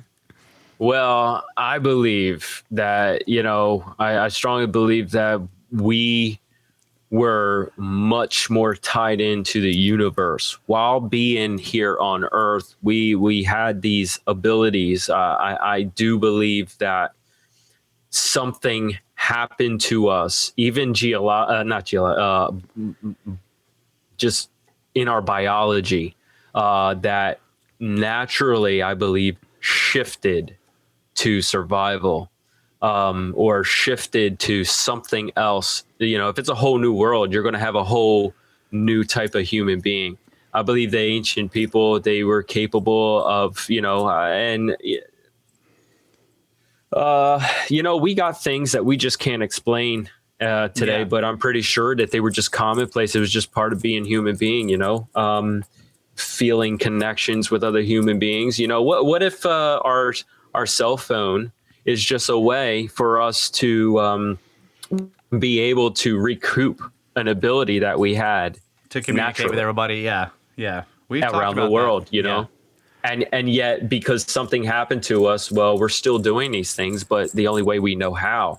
And so instead of doing it through what our biology probably would have allowed us to do back then, we're just doing it in a whole other form. And because a sudden change to the world is a sudden change to human beings. And it's just a thought, but I do believe that there is some capabilities in every human being that, we're just complete. I mean, dreams, ideas of deja vu, the placebo effect. I mean, there's all these things that are just unexplained by science, yet, we're trying to cure cancer and all this other stuff, and that's great. But there's actually an ancient legend that talks. I can't remember if it's Egyptian or something, but it talks about how before the deluge or whatever, that people could see far, that they could perceive things that were deep and hidden, and then afterwards they were lessened and they could only see what was near to them, and they could no longer perceive the secrets. Now, you could take that as being like they lost a bunch of knowledge, but you could also take it as being like they're actually trying to describe a change in our perceptive abilities. Yeah. And I think also, I mean, as crazy as it sounds, I think maybe this is also the natural course of the world we live in, the universe we live in. I think that maybe we are supposed to be hit. I think we're supposed to have this restart button that happens. It's just a yin to the yang. And we somehow make it through, that correlates with the idea, many, like the Hindu religion specifically, but there's many religious ideas of the mother goddess who on occasion becomes the goddess of destruction. Yeah. Right. And she becomes the goddess of destruction in order to become the mother for the next world. And that's the thing. And you know what? That's interesting you say that, because it reminds me of you have creation and you have destruction. And it's really hard, not necessarily when it just comes to mind, but if you really think about it, they're one and the same. You destroy a forest to build a house. Yeah. And that's just something that you would point out. But, we lived in a whole new world after the destruction of it. Right. A new world can't appear without destroying the first one first. After it is destroyed. Look at all these little things. So busy now. Yeah. Yeah. Right. Exactly.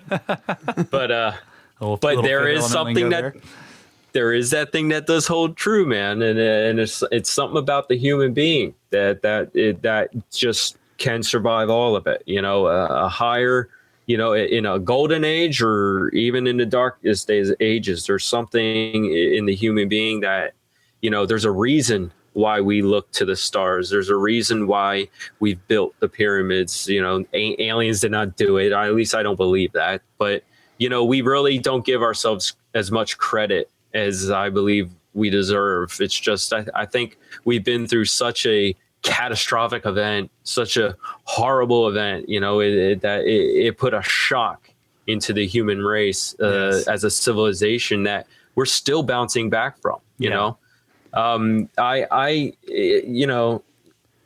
So I have this real quick. I have this interpretation of the Tower of Babel story from the Bible, looking at it through the lens of this, catastrophic change due to impacts or whatever might happen, and it kind of goes along with what you're saying that like we were all of one language, and what could that language have been that would have kept us from becoming spread throughout the earth and unable to communicate? Yeah, like that language might have been the telepathy or some higher consciousness ability, and then with that ability there were all these things that we could build and we could that we could communicate full ideas to somebody without having to have the barrier of language between you. And then something came down and destroyed that tower, this metaphorical tower, and then that ended the age of enlightenment or ended the golden age or whatever. And so our languages were then dependent on tongues, and so we all separated and we were scattered throughout the earth. Yeah. Not only by the cataclysm, but by the barriers of the requirements. Called of the confusion of tongues. Like, it's actually the fact that we have to use our tongues to talk now is what confuses things. Yeah. I mean, things could get lost in translation. All kinds of things. Even written word can be completely misinterpreted. Yeah. I think definitely maybe this language was a way to connect without all these extra little gadgets or ways of doing things that we've developed within the past 10,000 or so years of just being humans on this planet, trying to figure out what we are. I believe that we probably really didn't have that big of a problem back then. I guess ones who were building pyramids didn't have as hard of a problem trying to figure out who the hell they are. But, but again, I think part of the human, at the very least, the pyramid builders seem to be on the right path to figure out who they were. Exactly. Like they were, I think they were better equipped is what I'm saying, even though again, the human condition is what I'm trying to say is like, it's probably universal throughout all time, but they were probably in a better useful stage of what their fuller capabilities actually were. But there's a lot of these enigmas, just in our daily lives. Let's say, I just want to touch on real quick with, let's say the Ice Age, right? You have animals, you have the megafauna. And, it's interesting because we also have stories about giants, right? Yes, absolutely. Okay. I always find it silly because I never really went deep in on the giant deal, but I'm not against it. And the reason why I say that is because, you have these giant megafauna and they're mammals. We're mammals, but there's no reason why we couldn't be bigger. Right. Like, there couldn't be a hominid species that was also giant compared to us. Yeah. Right. Yeah. And there's, and I compare some things today that, or not necessarily compare, but I think about, the whole deal with wisdom teeth, right? What's someone's going to be like, all right, where are you going with this? No, dude, I'm laughing because we have the same. We've talked about this, right? Keep going. Keep going. Okay. Well, let's say a human being gets smaller. Well, if you get smaller, nature can't, as far as I know, nature wouldn't work as fast as I would guess as far as deleting teeth. But, deleting teeth. Right? Yeah. We'll just won't make this tooth anymore. Another way to deal with it is like, okay, well, we'll get rid of the first set instead of keeping it. Yeah. So that you don't have double dentition. Now you get rid of the first set when you're however old, right? When you're a kid and you get this brand new set. Well, back when we were larger, we kept both of them. Yeah. Because a lot of the giants were said to have double rows of teeth. Yeah. Yeah, I mean, as far as I know, nature doesn't set something up just to die easily, and a person could die from infection from a wisdom tooth. However, nature probably could hold back when that tooth erupts. It still has the tooth, but now it gives you enough time to pass on your genes. So that way later on, if you die, you die, but at least nature found a way to, help the human race survive. But that's just life in itself. It wants to live. Right. So, but that's just something that I point out, that it's like, in cold environments, things are bigger. In warmer environments, those things, and I'm talking about mammals. The warmer environments, the mammals are smaller for the most part.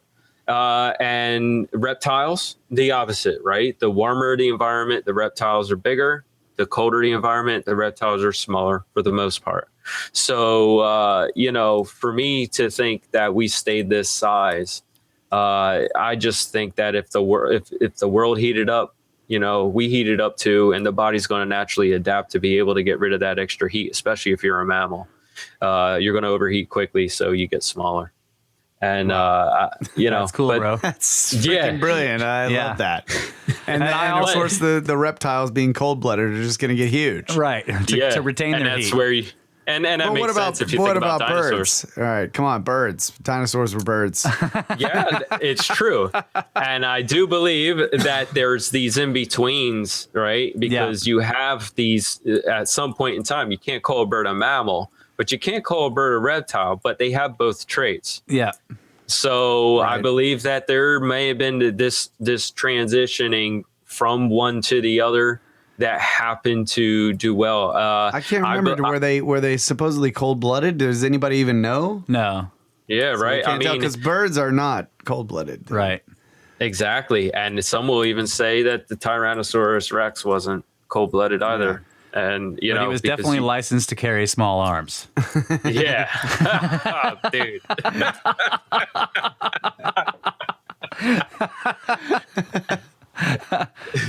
I just want to let everyone know I did not say that.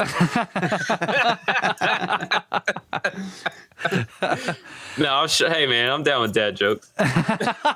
Yeah. We're all we about try to dad be on jokes. top of our bad dad jokes. Yeah, man. this podcast is about pyramids and bad dad jokes. So Yeah, right. you got to get both. Yeah, man. Yeah. Well, yeah, man. I mean, think about the platypus. Yeah, huh? We got like a lot of weird shit out there. Yeah. But Camels are also very weird. They're very strange creatures. Yeah. yeah. Camel looks like it was like, if you're a god, you're like putting it together with all the spare parts after you've created everything else. You're like, well, I'll use this weird knee and I got these humps. I'll throw them on there. They're full of, I can fill them with water, I guess. Yeah. Right. God comes home to the wife. You had a long day again, didn't you? I could tell looking at that camel. What is this? What is this? A platypus? Really?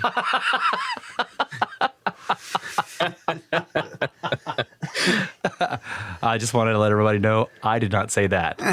Yeah. I did. Yeah, man. Yeah, there's a lot of interesting things, a lot of mysteries, a lot of curiosities out there. And, Yeah, so before we get to the end here, we're coming up on the end of the show. I want to ask you, I've got one other question. I just want to know if you've ever looked at this. So the big glass circles of glass in the Syrian desert, North Africa. Have you looked at that stuff? Yeah, so the Eye of the Sahara. No, I'm talking about there are places out in the Sahara where the sand has been fused into glass and green glass. Yes. Yeah. So I wanted to get your impression of that because you are like a glass expert, and I just thought, man, this would be a great place for you to look at. Oh, dude, I would love to get out there. I'm still trying to get out to Oregon, check that one out. The green glass, absolutely. I mean, you have lightning strikes that will make glass. Oh yeah, impact glass. Fulgurites, right? Lightning strikes make fulgurites in right. Yeah, and with impacts, you'll have impactites. And, different types, a lot of different types of even shock metamorphism, but definitely with the heat, and I'm not quite sure what that landscape would have been at those times of impacts. I don't know what the dating is. I don't really trust dating on impacts. I don't either. Yeah, you just can't. And because, you have effects from these impacts, like, and I think it's just the way we think about it, right? We think an asteroid's coming, we're thinking about what's it going to do to us, but I don't think people would really think, or even the scientists are really thinking of what happens to the impact. We see this asteroid coming in, what it's going to do to us, but what will the world do to its effect on us? Or again, with not many people were thinking about what the floodwater would have done to the impact. I just don't think that was a thought in their mind. Yeah. Because with this impact glass, for sure, if you would expect to see a lot of it at this impact, you're looking at the substructure of a impact basin. I doubt that any typical stuff you would find, impact glass or anything that would be easier found at other impacts would have been found at this site. It's because it's been washed away. So, So with the dating of these things, the green glass, the Egyptians even used it in some of their jewelry and stuff like that. If it has it. So it's like that may have been atmospheric bursts, right? That create a fused glass in the sand of the desert, but don't actually make an impact structure. Right. Well, it's interesting because you have in Chad, you have a couple of other impacts, or at least I don't know if they're confirmed yet, but and then you have one further east in the Sahara there, and you do have, it's all desert there. Yeah, it's interesting because there is also talk of it, having been for much fertile, more tropical. It was a savanna for grasslands. Yeah, right. Yeah. And now it's all desert and stuff. Well, it could be that, I wouldn't know when they would have hit. I never really focused too much, only that I know that they're there. I'd say an airburst would definitely have some kind of an impact for sure, like a Tunguska style. Yeah. But as far as enough heat to fuse a bunch of sand together into glass, but not to make a crater. Yeah. I would say I wouldn't put it down at all. I mean, I'd say, well, the closer it gets, for sure, why not? I mean, heat can be generated by any kind of friction, and if you get close enough and you have that force, just kind of just shove anything. I mean, it could superheat. If it could have been like a CME or something. Yeah, because it's hard for me to understand how an explosion doesn't just blow it all away. Like, why is there still a circle of glass there? Yeah. Yeah, it is interesting. I mean, I would, if it's glass, I would want to weigh on the side of it actually being some kind of an impact, even if it's of a smaller nature. But I don't know. Never looked into an airburst creating any kind of glass. Yeah, I've been trying to find aerial photographs of them because I want to see the pattern. Yeah. Yeah, for sure. Because you're going to want to, see if there's also like something with the center of them, if there's a little bit of a lift in the center, again, that you'll get that from a complex crater. Yeah. Well, I know that geologists have looked at it because geologists first noticed it. The story is the guy was driving across the Sahara in his Jeep or whatever, and he was a geologist doing surveying, and then he started noticing that his tires were doing all this crunching noises, right? Yeah. And so he gets out and he finds all this green glass, and he figures out, and he sort of maps it out and figures out it's a big circle. And he did not find any evidence of cratering whatsoever.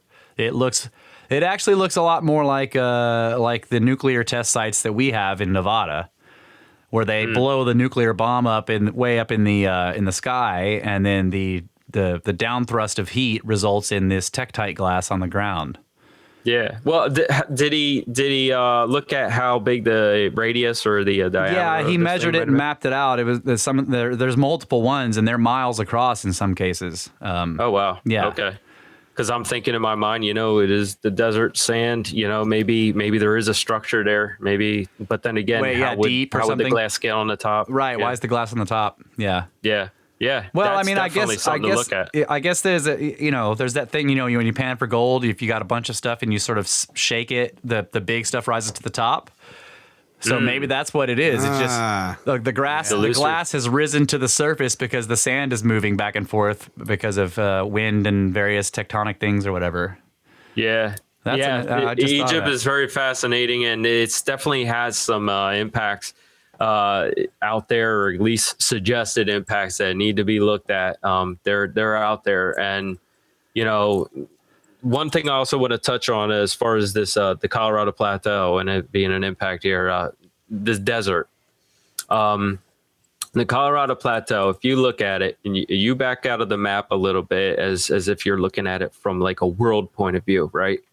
And you focus on North America there and you look at the Colorado Plateau area, you'll notice that it does have the green in it is actually mountainous areas where the elevation is high enough so it can actually grow things easier than it is in the desert. But you will be able to make out a circular pattern. But what's more interesting, that basically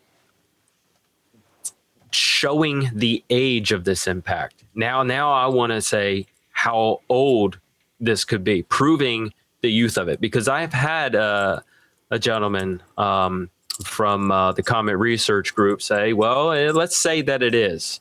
It can't be the one we're looking for because, it looks so ancient. But here's what I have to say to that.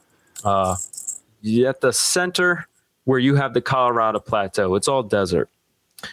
And you work your way out as a radius, and you will see the desert slowly growing into grassland and then greener. So in other words, the Colorado Plateau itself is the center of a scorched western part of the United States. It has a radius. So that tells you that the earth is still healing, and vegetation hasn't even been able to grow back quite yet. It's young. It's still working its way inwards from the outside edges of the crater basin is what you're talking about. It's still healing. It's still healing. It should be just as green as the East Coast. But you'll make it out, and right dead center. And there's another image. I think it was in Graham Hancock's book, and I think he also put the same one.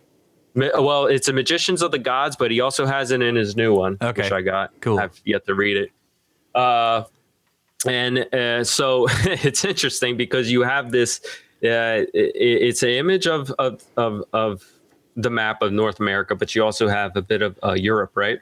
And it shows this outlined area, which encompasses most of the Western area.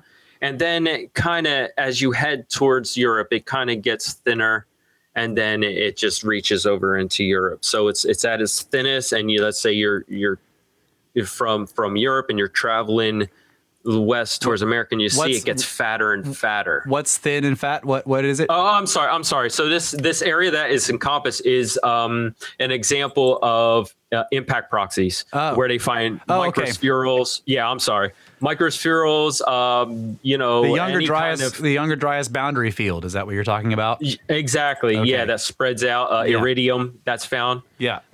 And right there at the fattest part is the Colorado Plateau. Oh, wow. Huh. It is the Colorado. It's at its fattest part. And the other thing, because I want to make sure I get this through, I heard it on Malcolm LeCompte on Joe Rogan's podcast. They were talking about the Comet Research Group. Malcolm LeCompte, he was saying that they're finding more. They're finding impact proxies that's more suggestive of an asteroid impact rather than a comet. Okay.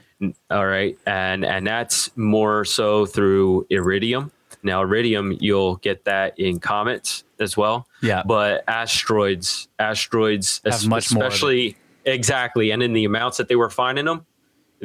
So I'm just like, guys, come on. So it's like this is an asteroid impact, but hopefully in time, we'll get to the bottom. Well, of this. I mean, the other thing is if you have an enormous comet like in the Taurus band, you have Comet Encke. When it begins to break up, some pieces of it are just giant rocks, which is basically an asteroid, even though it came from a comet. Well, Yeah, I'm not sure what this thing came from. I mean, it being as big as it was. Well, I'm just saying the Comet Research Group is pretty sure that it was the Taurid meteor stream that caused. Yeah. But what I'm saying is that when you get a breakup of a very large comet, you end up with giant rocks that have no ice. They're just basically an asteroid. So anyway, I don't want to cut you off, dude, but we are running late here. This has been fantastic. Yeah, so buddy. Give everybody all your specs. Where can people find your work? Yeah, NorthAmericanImpactProject.com. All right. Yeah, there you could check it out. Really, what I have up on there is just a little research gallery. You just click on the research link, and you can see a few images and a little bit of detailed, literature on it. You can, do your own research and look at it yourself. And contact me if you feel the need to, for sure. All right. Awesome. That's cool, man. Thanks so so man, much. It's been a great time. Let's do it again. Yep. Thank you. Will do. All right, buddy. Have a good night. All right. That was a fantastic interview. Heck or yeah. Conversation, really. Little Tom. Yeah. All right, man. So you guys know you can get a hold of us, brothersoftheserpent at gmail.com. You can go to the website, brothersoftheserpent.com. You can find the snake skins there. You see the links on the upper right. Snake skins, all the merchandise. Get t-shirts, pillows, phone cases. All your favorite snake skins. That's right. Also, you can comment on the shows on the website. Also, there's the Insnakelopedia, which helps you define all the weird ancient terms and stuff that we use in here. And then the glossary, which helps you define all the terms that we've made up. Yeah. Also, you get a hold of us on Twitter at SnakeBros with no vowels, SNKPRS. That's right. Follow us on Twitter. We're very active there. Also, share the shows. Yep. Anywhere you can. And donate to our fantastic pyramid scheme. Yeah. The only pyramid scheme where you will get solid results, which is we will leave town and not podcast for a while we go to pyramids. Definite results. That's solid results, that are the same every time. You give us money for pyramids, we go to pyramids and stop podcasting until we get back from pyramids and we podcast about pyramids. Yeah. Also, if you can do that, give us reviews. Yep. That really helps the show, helps us spread the word. And, also, 1 second, new part of the pyramid scheme, aside from the donate button, is our brand new Patreon page. It is patreon.com/Brothers of the Serpent. So go there. Just put a link there on the website. Yeah, I need to put a link there. I can have brothersoftheserpent.ca/support. A little bit over here. We need to get our Canadian website, brothersoftheserpent.ca/support. Support the show. Yeah, so Brothers of the Serpent patreon.com/Brothers of the Serpent. You can find us there. And right now there's only 2 tiers, Pi and $10.80. So $3.14 or $10.80. But I need to go in there and change it. I'm going to add a whole bunch more tiers and make it more accessible. So 3 circles or 3 diameters. That's right. 3.14. Yeah, 1.5. I should have put that. You could donate 3.14159. So I keep adding it on there. Yeah, Bitcoin. Yeah. Yeah, so give us reviews anywhere you can. We love to get the reviews on iTunes. That helps us a lot for spreading the show. Also, Podbean or Stitcher, Player FM, anywhere you can find podcasts, you can find us on there, except for we're not on Spotify. But anywhere else you can find us, you can give us reviews, and that helps a lot. So. And thanks to everyone who has supported the show. Yes. Whether it be the pyramid scheme or, sharing the show or writing reviews. Sending us emails, it's all support. Yeah. Buying snake skins, we very much appreciate it. Yes. Thank you so much. Yeah. Also, thanks to History Shift. If you are watching this on YouTube, this is his work. He makes all of our YouTube videos on YouTube, Brothers of the Serpent. So you can follow him and his work at History Shift on Twitter. You can find his website, historyshift.blogspot.com, which is where he posts all of his work where he's traipsing around in the woods in Montana looking for glacial erratics and dolmens and other strange things up there. He wants hiking buddies, so if you want to go hike with him and find dolmens and help him run from Sasquatch, you can do that.